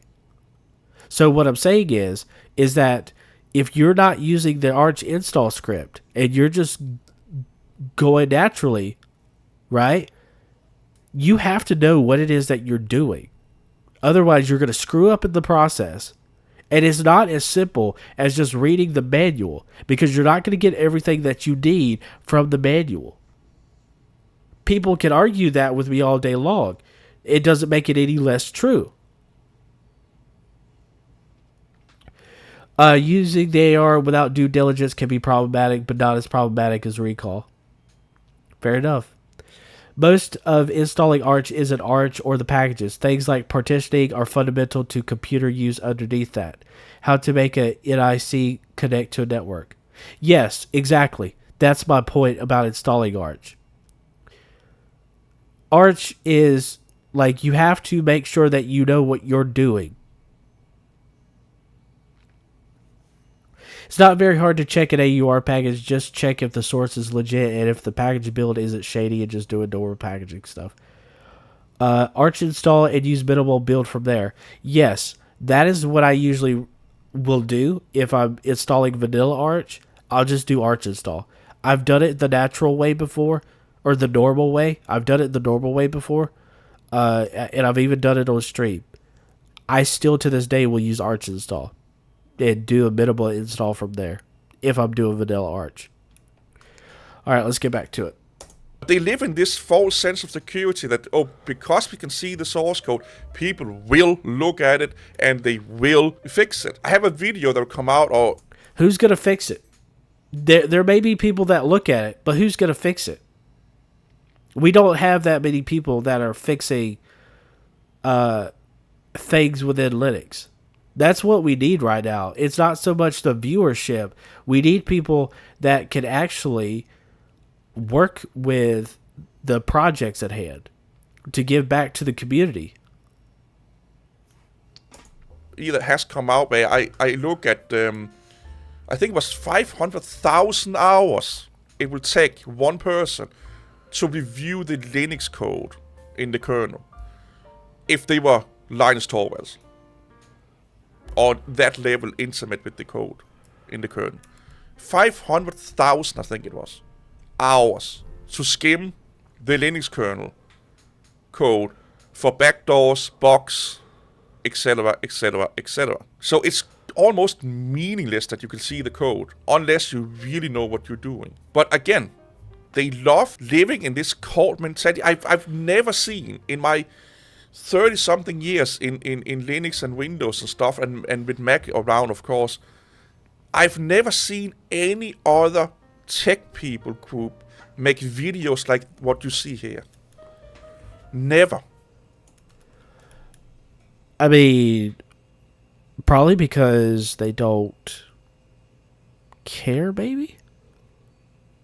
I don't know. That's a really good observation, I guess. I mean, does anyone really agree with that, though? Like with the idea that they, this cult mentality that, like, we're the only ones that make videos like this. What he's trying to tell us is that he is the only one that makes the type of content that he does, calling Linux out and doing all this mess. I don't know. Let's read some of the comments here, shall we? If you install Arch natural way with a YouTube tutorial, most of them explain what they are doing. I've done it once because Arch install didn't work, and thanks to the YouTuber, I could understand. Yes, I learned because of DistroTube. That's how I was able to do Arch the natural way. I advise anyone to do Arch install minimal because I compared my manual optimal install versus Arch install optimal or minimal, and we were off by a few packages. They've done extremely well with the Arch install script. Yeah, the things he put in. DistroTube, I know, has a video specifically on that sort of thing. Code reviews, inspections, how one could just go and look, and it was all fine. Someone would eventually see whatever backdoors were put in. It's not one person reading 2 million lines, but a few thousand people reading a few thousand lines. Yeah, I guess it's just a matter of who's interested in looking at all those lines of code. He's discussing a community, but using the individual as an argument. It's a fallacy. If we're debating a community have few developers that understand the code and will notice something is off. Yeah, I could agree with that. I think it is a fallacy that he's discussing the community rather than discussing the individual, because to be fair, he did say that it was hashtag not all, is what he said. But now he's talking about like the whole community being a cult. Let's see, Minimal Arch. Gotcha. Oh, it's nice that you use Kitty as well. I think on LibreOffice, you'd probably either use Fresh or the other one. I don't remember what the other one was. Is he saying the kernel isn't audited because one single person doesn't have the time and knowledge to review the entire thing by themselves?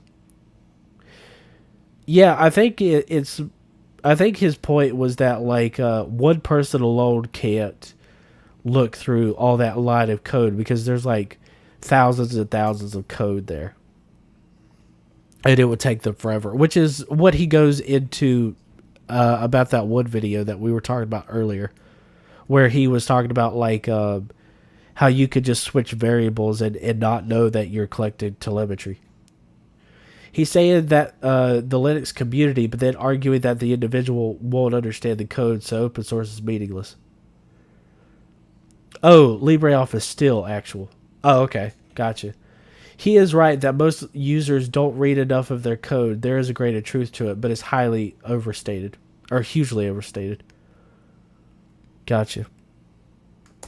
I never seen a Windows user, a Mac user, a fucking Photoshop user, a DaVinci Resolve user spending 30 minutes making a fucking detailed video about how you psychologically manipulate your spouse, your family members into using a piece of fucking software you like. Or in this...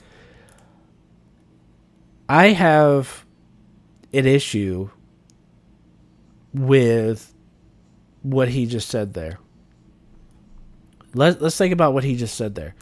Psychologically manipulate your spouse or your partner to use Linux. Who is doing this? Like, that's what I legitimately want to know. Like, who is the audience that you're trying to cater to with that, my dude? Because I guarantee you, people that are doing that don't give a flying flip about your well-being whatsoever. That is insane. And for kernel, always Linux, and Linux is LTS as a backup. Gotcha. Also, there's thousands and thousands of devs looking for Linux kernel. Think he is... okay. I'll just leave that alone. He's not wrong, like that XZ exploit we mentioned earlier. That was in there quite some time. Years. Yeah. Exactly. Persuading isn't manipulating. There is a bad choice of words. Yeah, no, I would agree. I didn't use any psychology on my wife. I made sure all the machines in the house were Linux, and she learned to use them. I mean, well, that's the thing, too. Did it... Like, so, when you did that, did you end up, like, I just wonder how that went. Was it like she just didn't know anything about computers and then she learned how to use it? Or was it like she had heard about Windows but was kind of interested in Linux? Or, like, I don't know. I'm curious about that now. Man. Just as a reminder, I just want to remind everyone, okay, that let's keep things cordial here.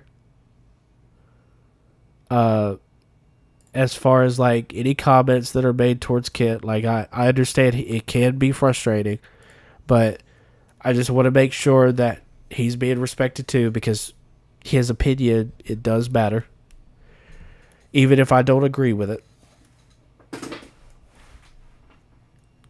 Lucky guy, you were still breathing. Yeah, the PNG, we're not doing until I get my new laptop, which I should be able to order it tomorrow. Until I get my new laptop, we're not going to focus on the VTuber stuff for now.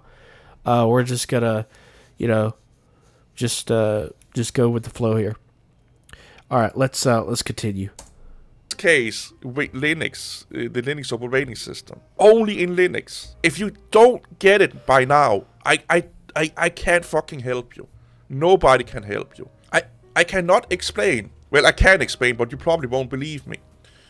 When I see comments on my channel that I'm like, people are fucking bad, this makes no sense. I take that comment and screenshot it, and I go show it to my developer friends, my team leaders, my CEOs. And you know what? 9 out of 10 times, they laugh their tits off. The Linux community and Linux YouTubers has become the biggest fucking joke in the tech industry, and it's so sad. Okay, why are we the joke though? Like, so you, first of all, your friends are already biased. Like, I'm gonna tell you that right now. Like, anytime someone tells you that, oh, I take this to my friends and I show them, they're already biased because they're your friends. They're not random strangers. You just said that you talked to your friends about this.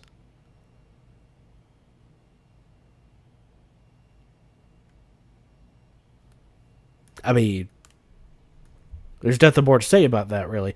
The common Joe knowledge about computers is so low that it would take no time to learn a new OS, as they barely knew anything about the old one. Yeah. Oh, my wife is a humanities graduate. Followed the IT since the internet boomed in the 1990s, but never particularly learned IT stuff. Oh, okay. Yeah, so it was probably easier to make that switch to Linux because of not having as much knowledge. Let's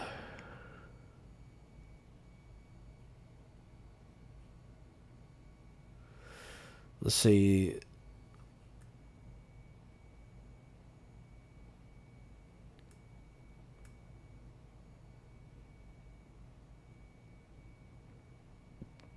No, I understand. I understand about like how you may feel about him and everything.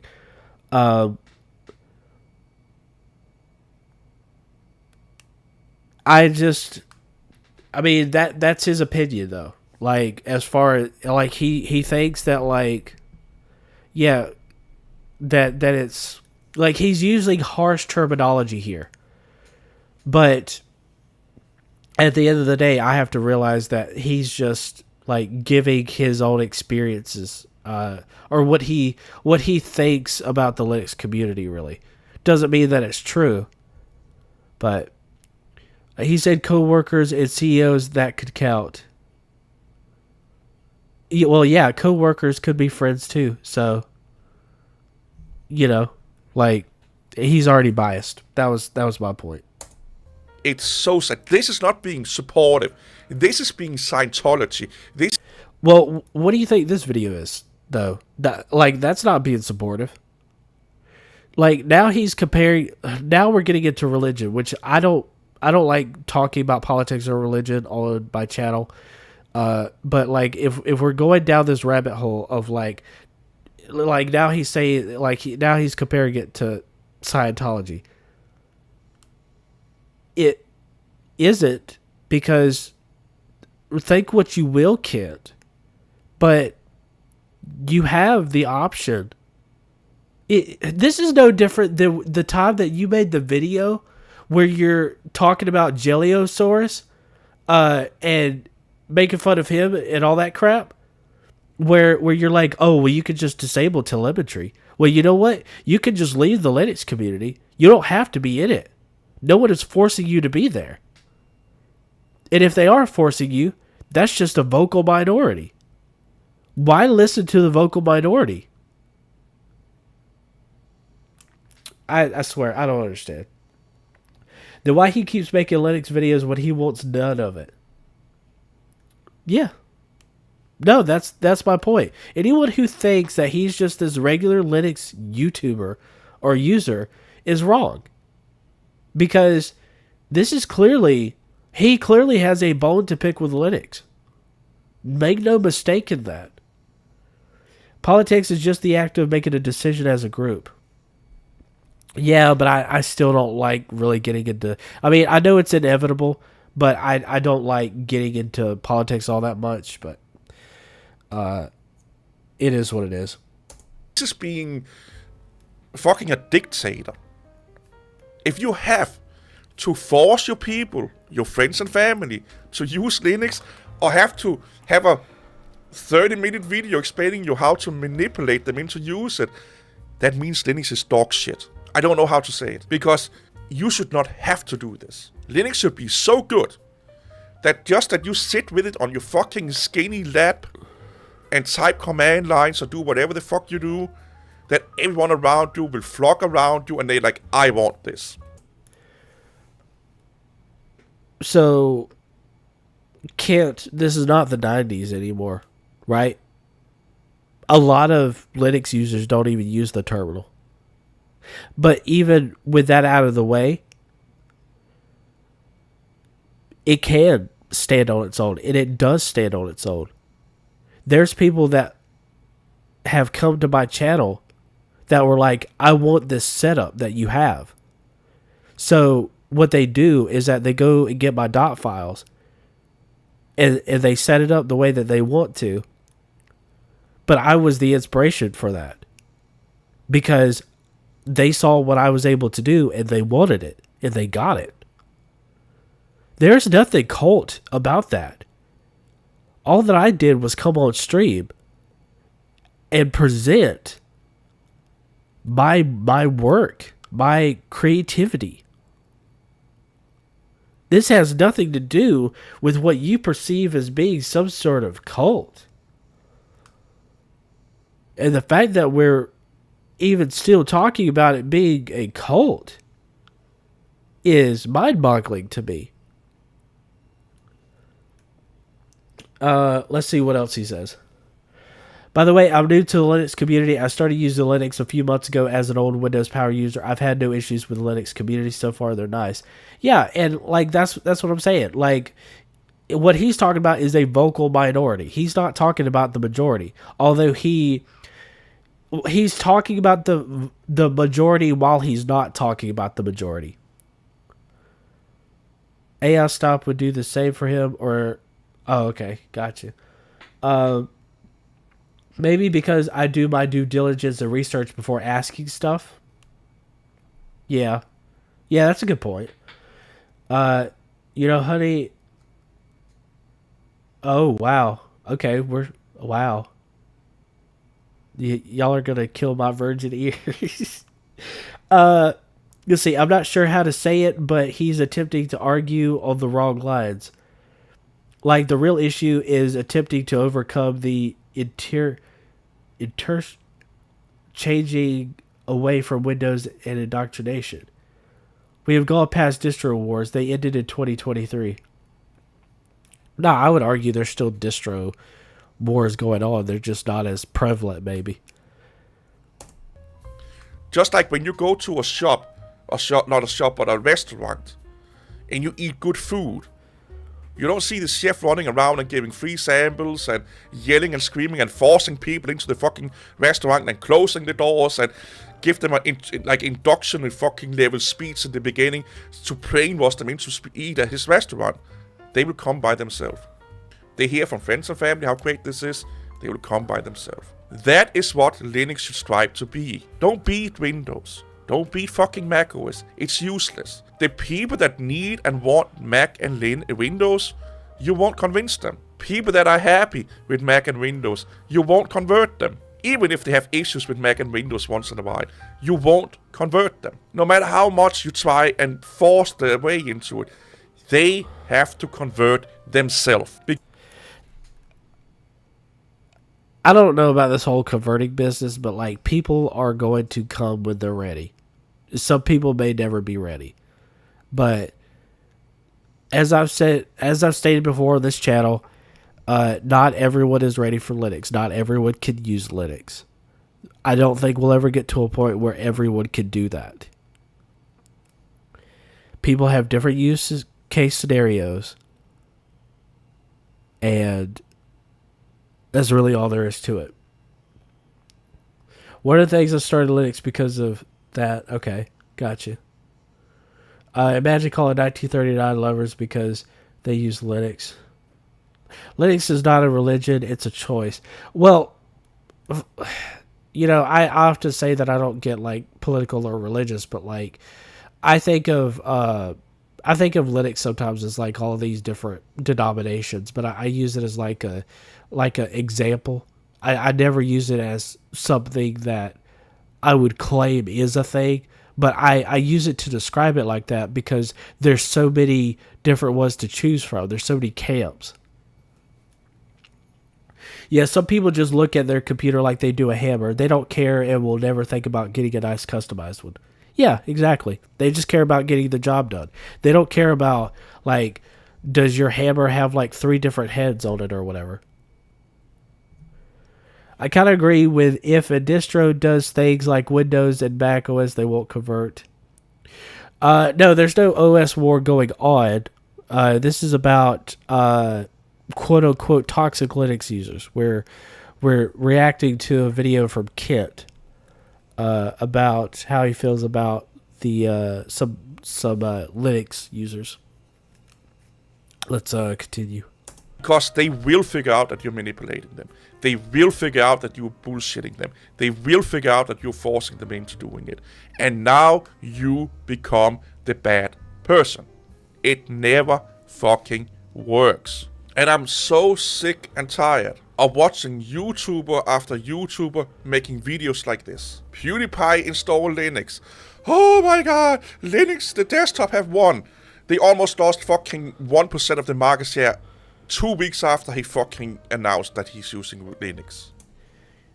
Here's something you may not be thinking about, Kit. What happens when you have, and this is a good example, okay? Let's say that you have a hard drive that is 512 gigabytes. And you have only used 10% of your hard drive. What happens when you upgrade to a terabyte with the same data? Anybody want to guess? Anybody want to guess what happens? What happens is that 10% turns into 5%. Do you understand what I'm saying here? Let's think about this for a second. That 10% turns into 5%. So what I'm saying is that he brought more people to Linux. But if you're bringing more people to Linux, naturally you're going to have a lower number.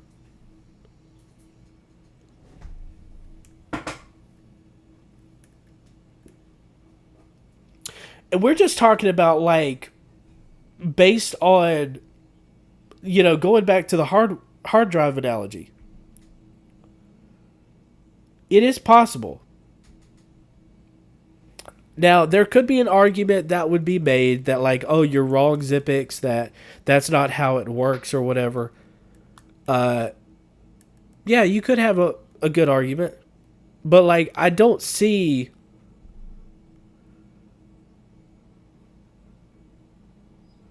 I don't know. Maybe I am wrong about that. I don't think it dropped to 2%. Last time I heard it was like at 4%.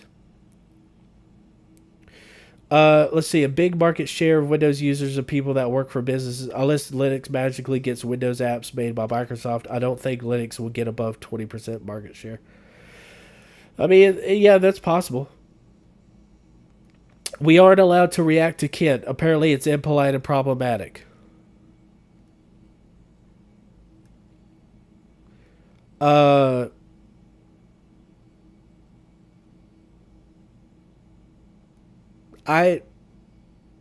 don't know. I'm still reacting regardless. Like, unless it was something that Kent said that made you say that. Oh, I see it. Okay, gotcha. Market share is irrelevant to Linux because it isn't a product. Lots of our users in extremely low income countries are uncountable. It gets, or users like me have 30 times as many PCs. I do not and will never care about market share. I'm fine with staying for only for hobbyists. Double-edged sword. Yeah. I mean, a lot of people do care about market share, though. They're like 4% or whatever, but like, I don't know. I just think that like, if you take Linux alone, right?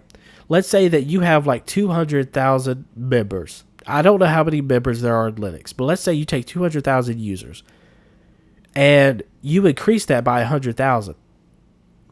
Like, that space will turn to 3% from 4%, because like if you're comparing how many Linux users there are versus how many aren't using Linux, that's where I was coming from, I guess.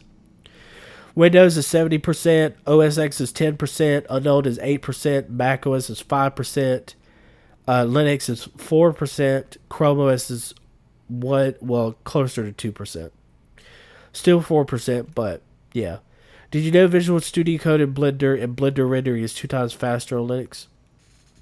That is good to know. All right, let's get back to it. The code infestation that Linux have on a lot of users is mind-boggling, to be honest. And it's so easy to out-debate 99.99% of all of those users and YouTubers.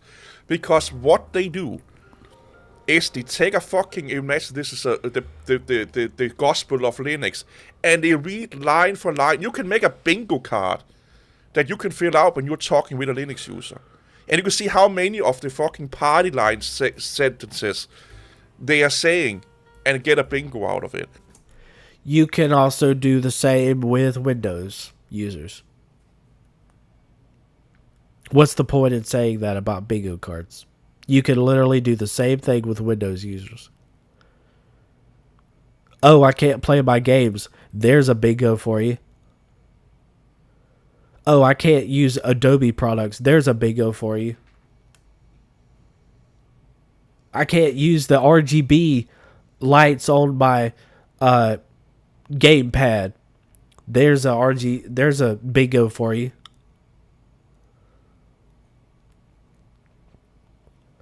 Let's see what's going on here. Linux has the 95% plus in server side. Linux doesn't need that exposure, makes it more a target. Yeah, no, I agree. I absolutely agree. I use Linux because of how light it is and it doesn't get in my way. Right? Exactly. Isn't macOS Linux? No, I thought they were BSD. No, weren't they free BSD? Not due to features particularly, although they are nice. Linux needs you to share. Okay, gotcha. Oh, Unix-like. Okay, gotcha. Let's get back to it. We still got like half a video to go. I'm surprised that we made it through this long. I appreciate you guys for sticking it out with me. Almost most of the time, you will fill out that bingo card. This is how predictable they are, because they don't think for themselves. They don't have critical thought. They are just listening to what other Linux users are saying, what Richard Stallman is saying, what all those fucking cult YouTubers are saying. Don't give a flip about Richard Stallman. Don't give a tiddlywink about all these other YouTubers that are talking. I could name you YouTubers that talk a lot of smack that I don't really care for in regards to the Linux community. But like my point is that doesn't influence me any more or any less about how I feel about the community. It may change your mind, Kent, but I'm not influenced by anybody else. I am a free thinker, good sir. And just repeating it word for word. They don't sit down and say, oh, wait. You are claiming that open source is more secure and stable than proprietary software. Where is the evidence? Where is the white papers that have gotten through years and years of testing in both science and non-science and reducing the same outcome every time that says 100% that that's the case? They don't exist. Trust me, I tried to find them for 25 years. They don't exist. But they love saying it. They love saying that if you open source your project, the community will help. It can, but it's not guaranteed. That is true. They can, but it's not guaranteed. Meaning that we need more people helping in these projects. Like, we can customize all day long, but we need people who actually do things. It is nice that we have the user base. That is all good. What we need is to fix some of these issues that we've been having. Like, let's try to get OBS, for example, to use custom browser docs without an issue. And don't get me started on Titan 652, because I don't know if it was just because I installed it on Arch or what, but like, no matter what OBS I used in vanilla Arch, it always crashed on me. Well, it actually also crashed on me in Ubuntu for some reason. This is one of the reasons I didn't like using it. But, let's focus on some of these other issues at hand. Technically, open source is safer as people can edit the code to fix security and bugs if they request it. Yeah. Have it hard crashed on Linux for 2 years. The other 99 was my doing. OBS worked perfectly fine for me. Yeah, I don't understand why it wasn't working for me at one point, but like, there were times like when I first started using Linux that like OBS would just crash on me all the time. And like nowadays, for whatever reason, OBS works just perfectly fine. Like, I don't have any issues. But yeah, let's get back to it. I have a lot of open source projects around in the world. Nobody's fucking helping me out with those. Granted, I don't publicize them, but they don't tell me that I have to do that. They just say, open source your project and people will help. They don't tell me I have to put money into advertisement. I have to put it out there. I have to talk about it like it was my fucking firstborn child and stuff like that. They don't talk about that. It's guaranteed in their viewpoint. If you have an open source project, people will help out. I've seen more open source projects stop existing because the community did not help out or sponsor or help the project, but demanded more and more and more and more and more. And then someone forks it, and that lasts for a year or two, and they die because the workload becomes too much and the community don't support or help out. That is actually my fear about all these forks. Like, that's what sometimes I fear that about, like, the Zen browser, because it's forked from or it's based off of Firefox.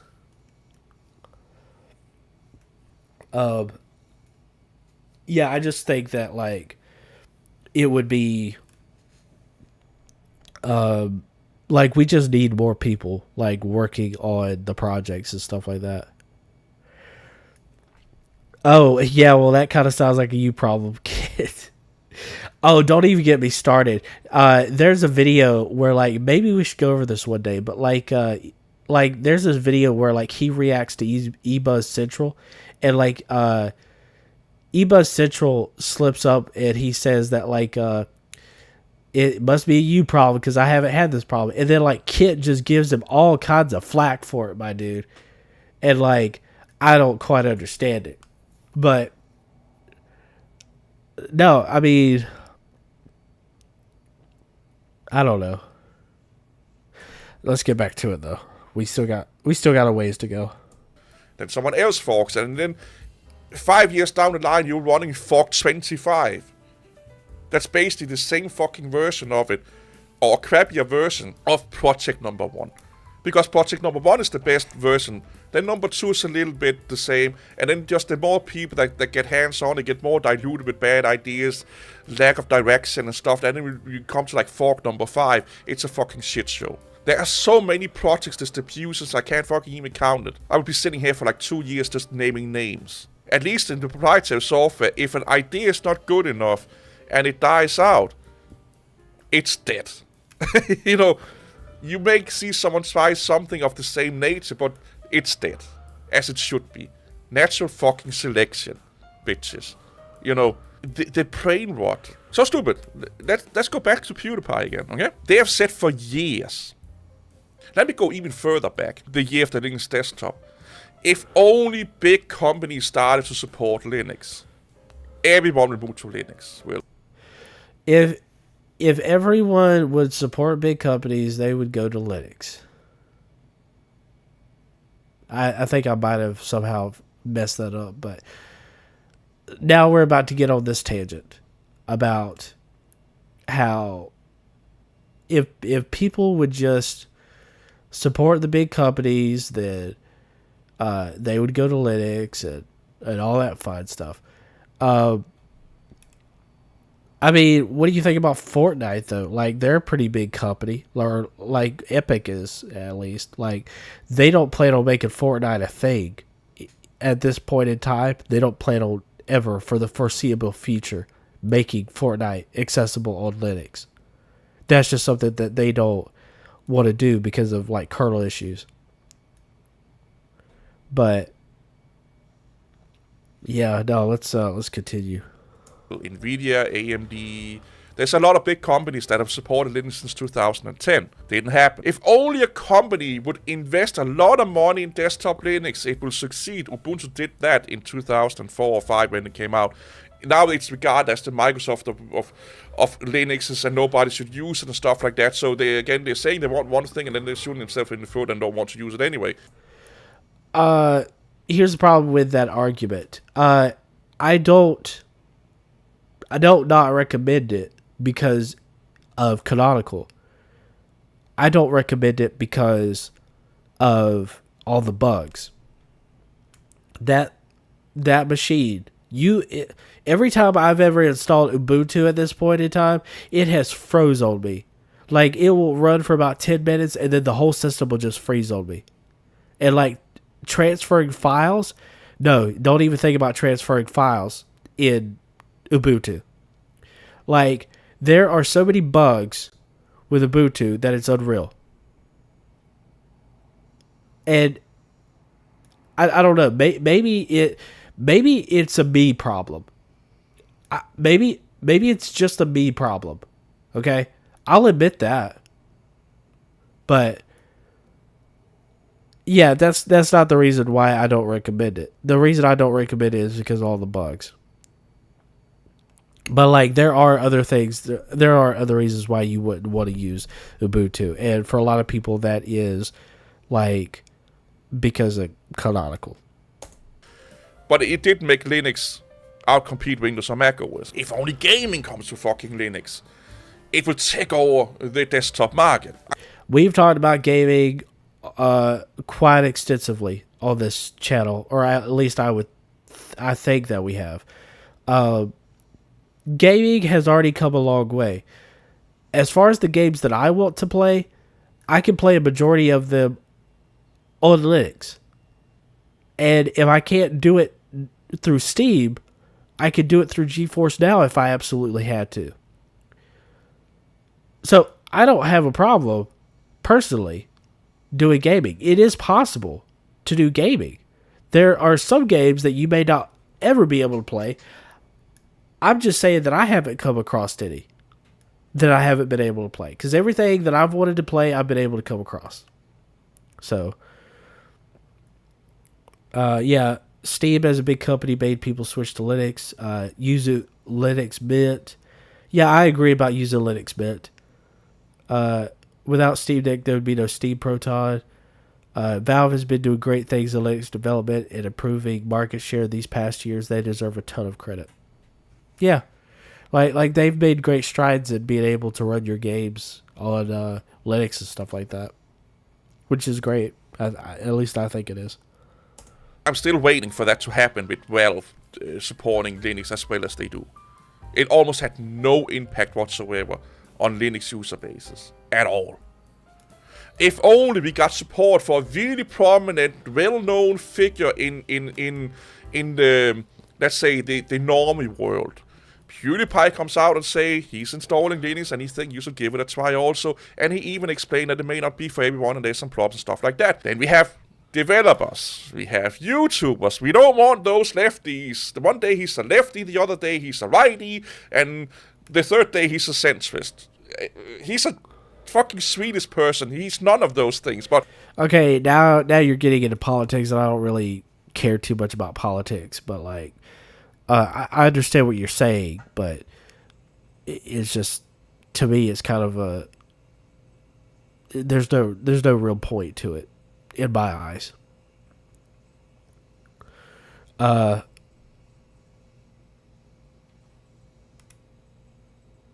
Well, we got like 15 minutes left of it. I don't know if we really want to skip a few minutes.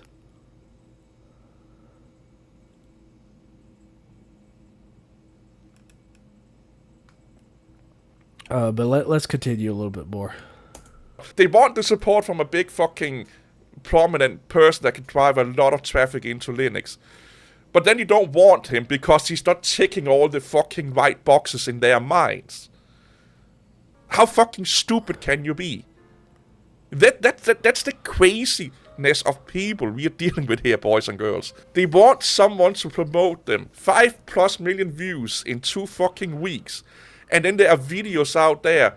Not a lot. I would say, like, I'm not saying not a lot, but still a decent amount of videos out there. It's like, oh, we don't want that user base. We don't want him because he said the N-word or sometime. Or he's, like I said, depending on who the fuck you talk to, he's either like a leftist, a rightist, or a centrist. They can't even figure out where the fuck he is on the political spectrum. Yeah. Okay. Let me ask the chat here. Who here is in favor of skipping a few minutes? Because now we're just getting into stuff that I don't really understand why we're getting into it. As far as having McDonald's, sure. We'll have McDonald's. Why not? Yeah, Latvia, I know you're in favor of it. Sure. But we have hit the point where I just don't care about what he's talking about. And the problem is that I don't know how much I need to skip. But like, you know,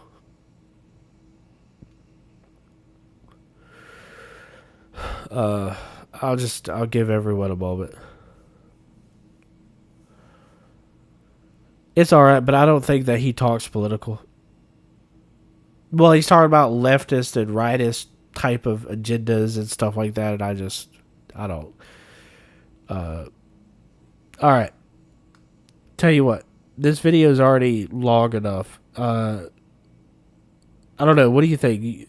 We should go to maybe the 25-minute mark or something?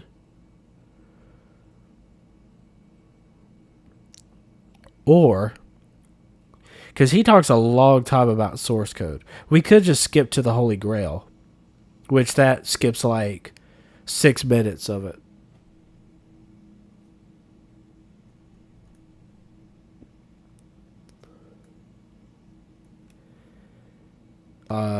Yeah, let's just do that because the stream's already like over 2 hours. So, yeah, we'll just skip over to it.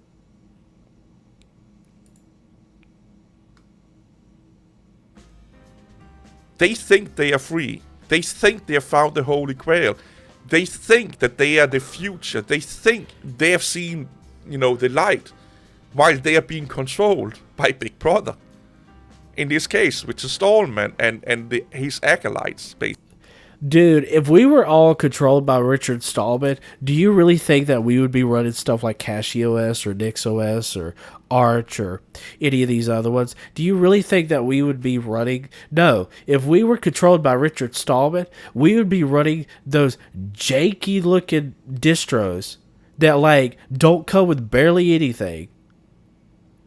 Like there is a website dedicated to all of the free and open source, or the ones that GNU officially supports for FOSS.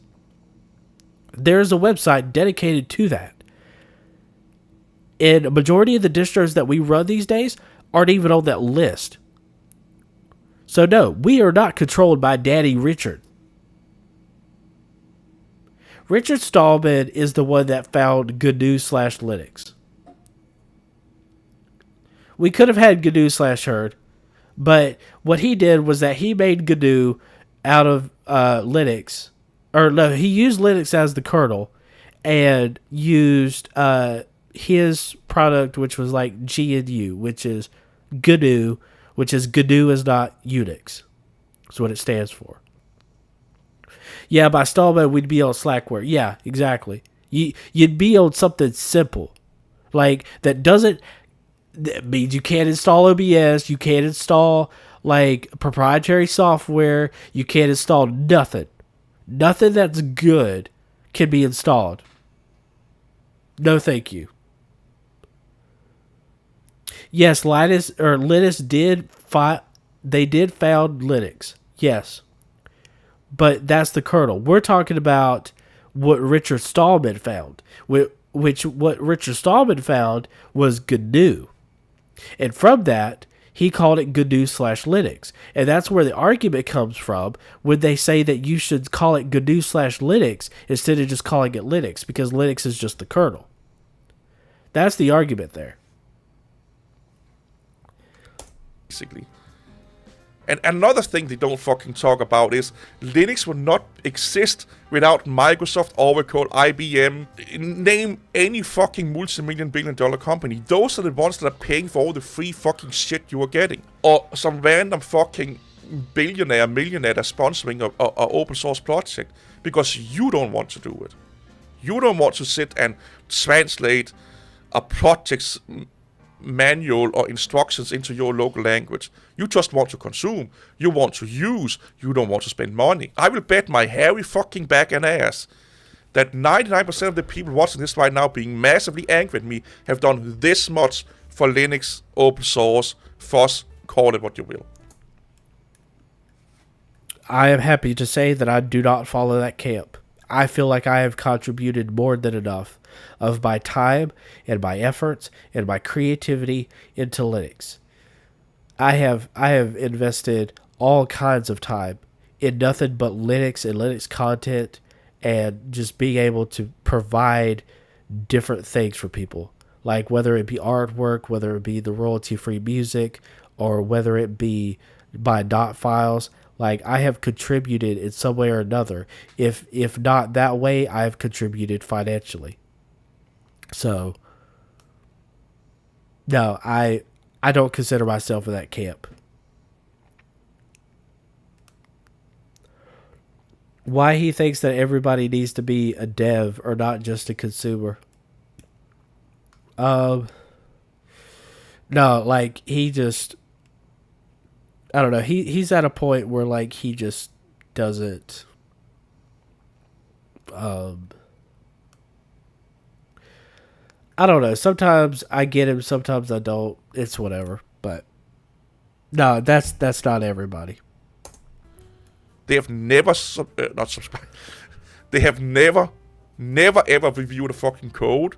They've never ever submitted something to a project. They never ever helped out in a project in any way, shape, or form. And they have never ever donated to a fucking project in any way, shape, or form. But they want to sit here and tell the world how much better than anyone else they are. But the second something is required of them, they get their fucking head twisted around. So they want everyone in the world to be forced into using Linux. No. Why the fuck would a sane person be associated with a group of that batshit crazy people? I might as well fucking go to a vegan conference. Uh-oh. There we go. There's bingo for you. Bingo! We won, you guys. You hear what he just said? He's now comparing us to vegans. We made it, y'all.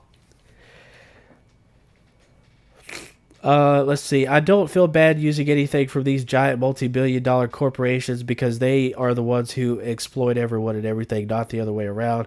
He's got things backwards. Welcome to the stream, Vindicta. Glad to have you here. Some people can find him annoying, sure. Is he afraid to say too many free leechers? Maybe. So you're telling me that if I want to be a Linux user, I have to become a pro programmer and donate all my money to something I don't even know will exist in 5 years? I mean, maybe. Also, why the heck does he talk for everybody that uses Linux? Right, because to my understanding, he doesn't really use Linux these days. Like, he throws his clout around a lot when it comes to, oh, I used Linux for 25 years. Here's my qualifier. Although I've heard him make videos before where he's talked about how other people use qualifiers, and then there he is using qualifiers. So, as far as like becoming a pro programmer, I don't think you have to necessarily become a pro programmer. I don't think you have to donate all your money. I think, like, even if it was only $5, like, that would be helpful to a project. But, like, do I agree that you should just put in your entire funds? No. But at the same time, I don't feel like you should be forced to donate. Like, that should be a decision that you make. Right? So, that's just the way I feel about it. With a fucking half of a cow hanging around my neck. I'd rather do that. Like, they are so batshit crazy, it's not even funny anymore. And the sad reality of it is here. Until Linux, and I mean the developers, the distribution makers, and definitely the community get their shit together, they will never ever beat anyone. They will stay number 3, they will stay being the little fucking nerdy OS that the people that never fucking shower, etc., are using. That's it. Because they say, oh, we want to be more mainstream, but we don't want to do the things that makes mainstream audience want to use Linux.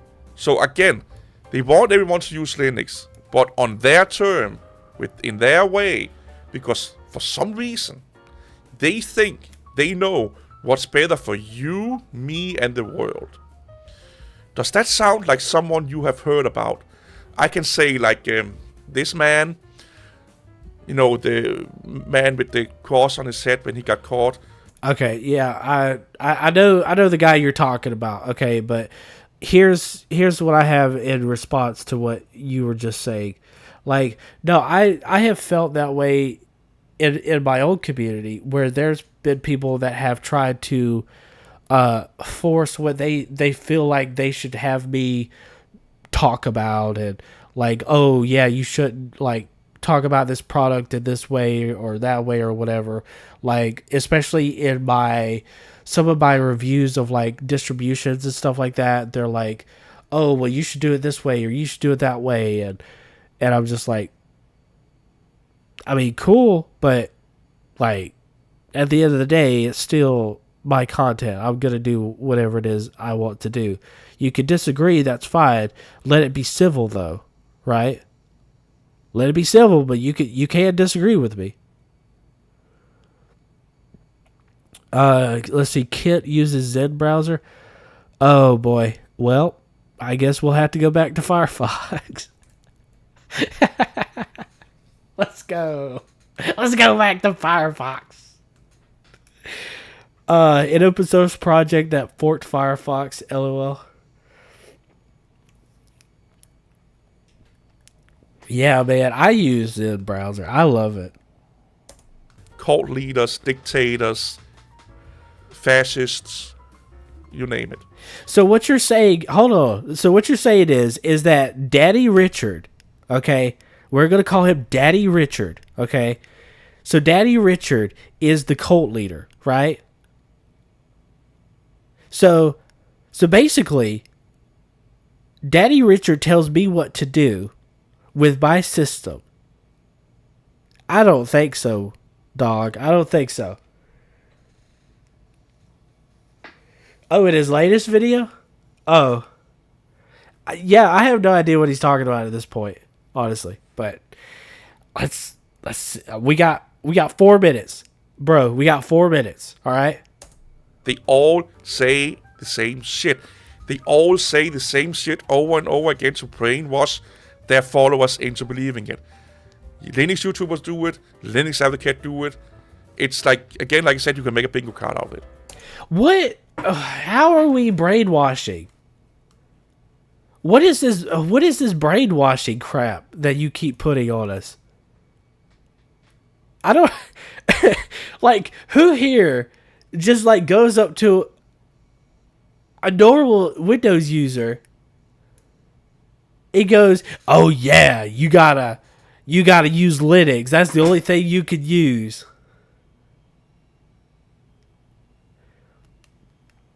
Gotcha. Oh yeah, he yaps about that. Yeah. No, I watched that video. I only watched like 4 minutes into it. I haven't finished it yet. Yeah, I don't know what he's talking about, but is he just talking about someone trying to convince people using logical arguments? Yeah, that's the way it seems like to me. Like he's wording it in his own way, but that's what it translates to. It's the same thing that's being told over and over again to brainwash you into believing it. And they do have some good arguments. I'm not saying they are wrong in a lot of instances. They have a good argument and that's what makes it even more fucking dangerous, is that they have some good arguments that if you don't really research it or spend hours and hours and hours educating yourself, it makes sense. Those are the dangerous quotes. That they make so much sense for the common person that why would you not believe it? And it takes a lot of education to understand how much full of bullshit they are. And that's why they get away with it. If you see any Linux YouTubers advocating for forcing something into doing something, you should not watch them, listen to them, take advice from them. And I would agree. If you find people that are that way, don't listen to them. Don't watch them. Don't give any more thought to them. You need to be a free thinker. You need to make that decision. If you want to go to Linux, that should be a decision that you make. Yeah, brainwashing. No, I get that. If you think you're being brainwashed, just go to Brazil and farm mangoes for the rest of your life. Well, no, exactly, Vindicta. No, they are like this, and no, that's what I wanted to showcase was that like his videos are more about like bashing Linux than it is about because like I had someone the other day that came in and they're like, "Oh, Kit seems to be just this regular Linux YouTuber," and I'm like, "No, he's not. Like he really isn't. He thinks that Linux community is like a country that is led by dictatorship and throws propaganda around. He's got to better explain how these people are forcing remote viewers of videos." Well, this is the same dude that like criticized eBuzz Central for like only having like 10,000 subscribers that have in his store when he's got 5K subscribers and he's got his own store. Like this here, Shop the Kit Tech World Store, all these products, and he wants to talk about how other people are doing this. I don't know. I rest my case. Well, of course he's keeping it vague. He's got to keep it vague. Yeah. Yeah, I'll take some ice cream, sure. Because they don't give a fuck about you, your need, or anyone else's need other than themselves. He is making this video for himself. This is a self-serving video. Just like how to manipulate your friends and family to use Linux. It's because that person wanted that. Not because the other people wanted it. He wanted it. All of the videos about how to convince people to use Linux and all that, they make those videos for themselves and for people like him. They don't make it for you. Because if they really cared about you as a user, they will ask you what you wanted. And then they will say, this is okay, you need this out of a computer. You have Linux, Windows, Mac OS, heck, even FreeBSD is an option. And you show them those options. And whatever the fuck they choose, you will support them, you will be happy, and you will help them. Because Okay, I don't disagree. I don't disagree with that at all. Show them the options. Show them what's possible, okay? At the end of the day, the only thing that you can do is give your recommendations. That's it. It doesn't have to be this whole, oh, yeah, we're in a cult or whatever. Like, just make good arguments. That's it. That's all you have to do is just make good arguments for Linux. Like, you don't necessarily... Like, show people options, yes. But, I don't know. We got 2 more minutes. what other people do in their life is not about you. It's about them. If they want a strawberry cake and you hate it, it's their birthday. You fucking pretend to like that fucking cake that day. Bro, no. No, I won't. I just won't eat it. No.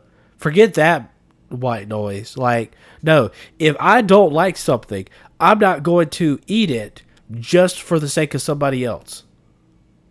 That's stupid.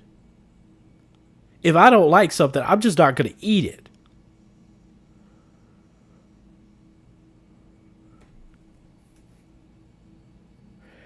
Scare people. Okay, so here's the thing. What are you going to scare people away from, though? Like, are you going to scare them away from, like, anything at all? Or are you just saying that you're going to scare them from Linux?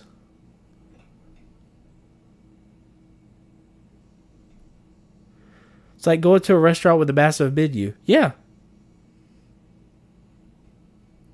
I mean, yeah, exactly. And you take forever to pick something. I mean, that's their choice, though.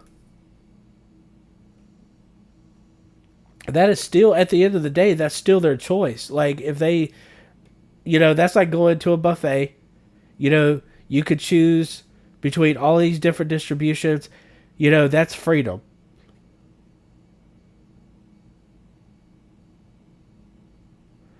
His arguments are kind of ridiculous because you look at any company or any marketing or whatever, it's just everywhere. Yeah, no, I get that. All right, yeah, we ain't got too much more. Let's play. Just to make them happy. Because it's their life. You don't demand them, oh, it's your birthday, I want a fucking iPad, so therefore you're getting an iPad. That is what these guys are doing here. They're making it all about them. What they want, what they think are the best. They, aka me,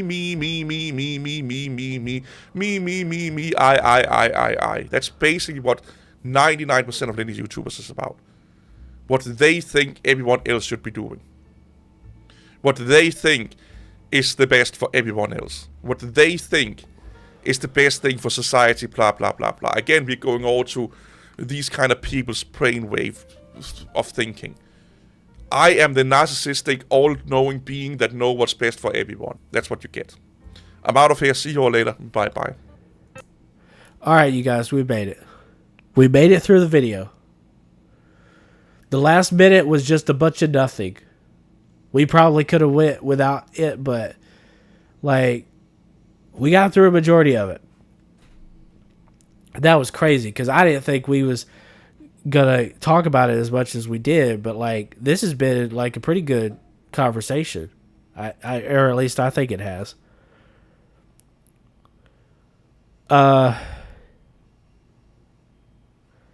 Let's see. I don't know if I want to do that.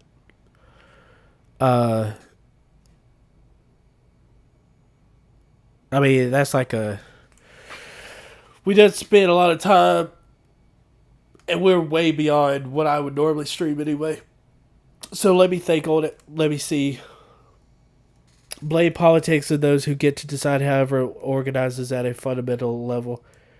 That's the real problem, not anything to do specifically about Linux or its users.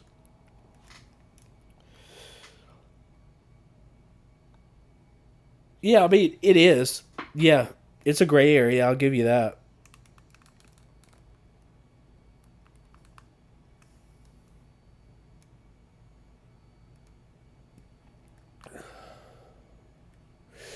Yeah, just give me a moment to like do some stretches and like sip on some drink and stuff like that.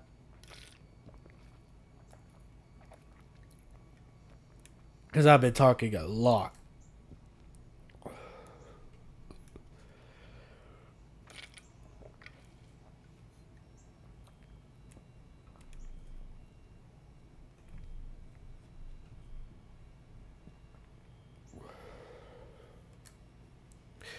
Now, one thing I will say is that, yes, remember to drink water. Water is good. Water is definitely fine. Welcome to the server. I didn't even know we had somebody new here.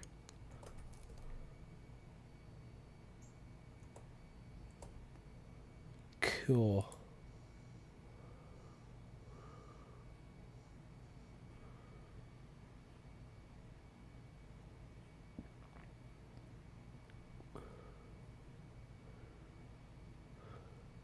Okay, now we go back to the stream. Yeah, coffee's fine. I personally don't drink it, but it's whatever. Like whatever you got, just drink it. I have soda, so yeah, I can't say too much, but yeah, yep. Just whatever you got, just drink it. Uh, Here's the thing: if we,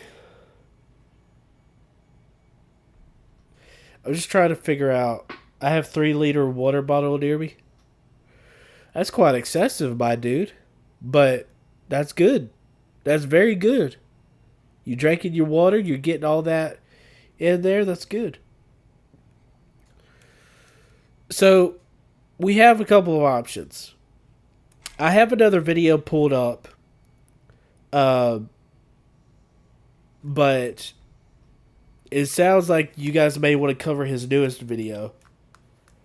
Uh, so do we just want to end stream here, or do we want to try to talk about his newest video? I will say that I don't know how much time I could invest in his newest video. I was not prepared for it, but I mean, if it's something you guys want to do, we can do it for at least a little while longer.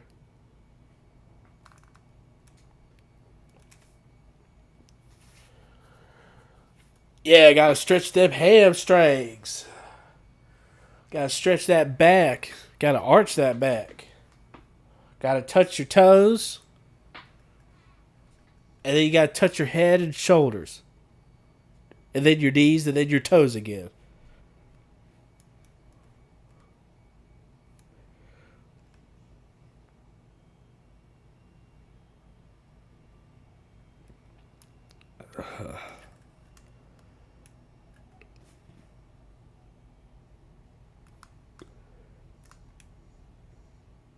Okay.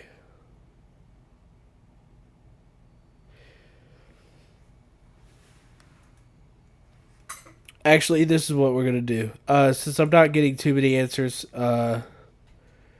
let's just start a poll. Should we continue with Kent's latest video? And then yes, please. Except I'll spell it funny.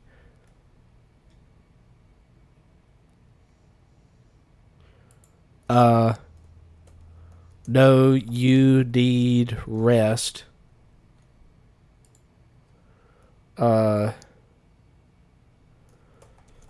Do what you want. There we go.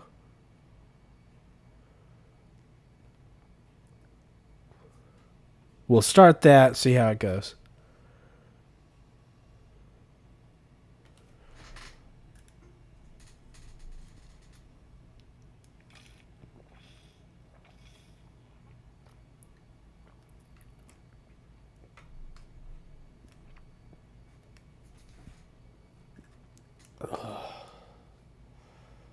Man, I'm still so stuffed.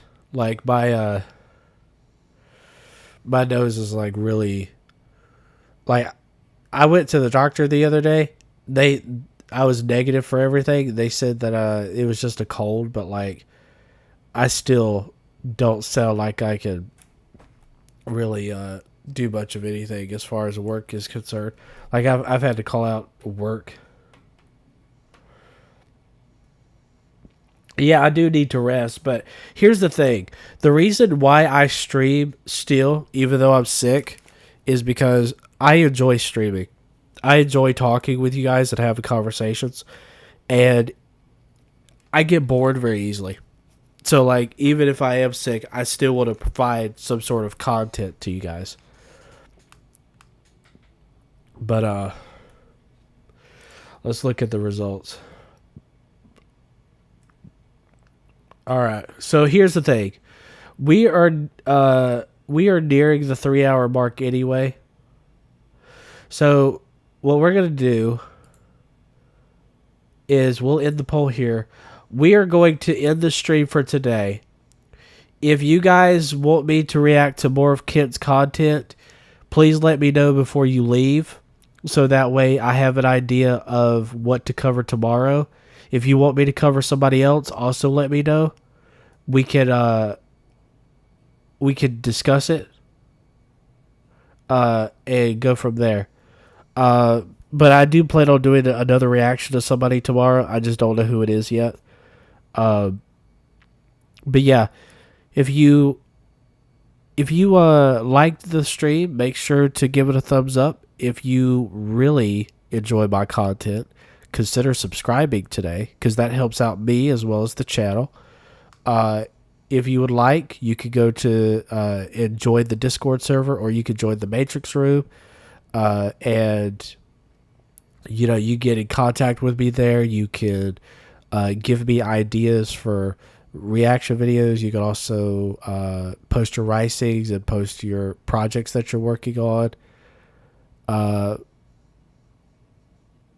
and all that good stuff. So if you could cover Nick's OS, it would be cool doing it tomorrow. Okay.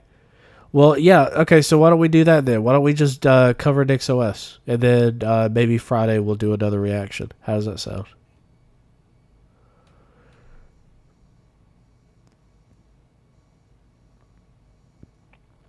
Gotcha.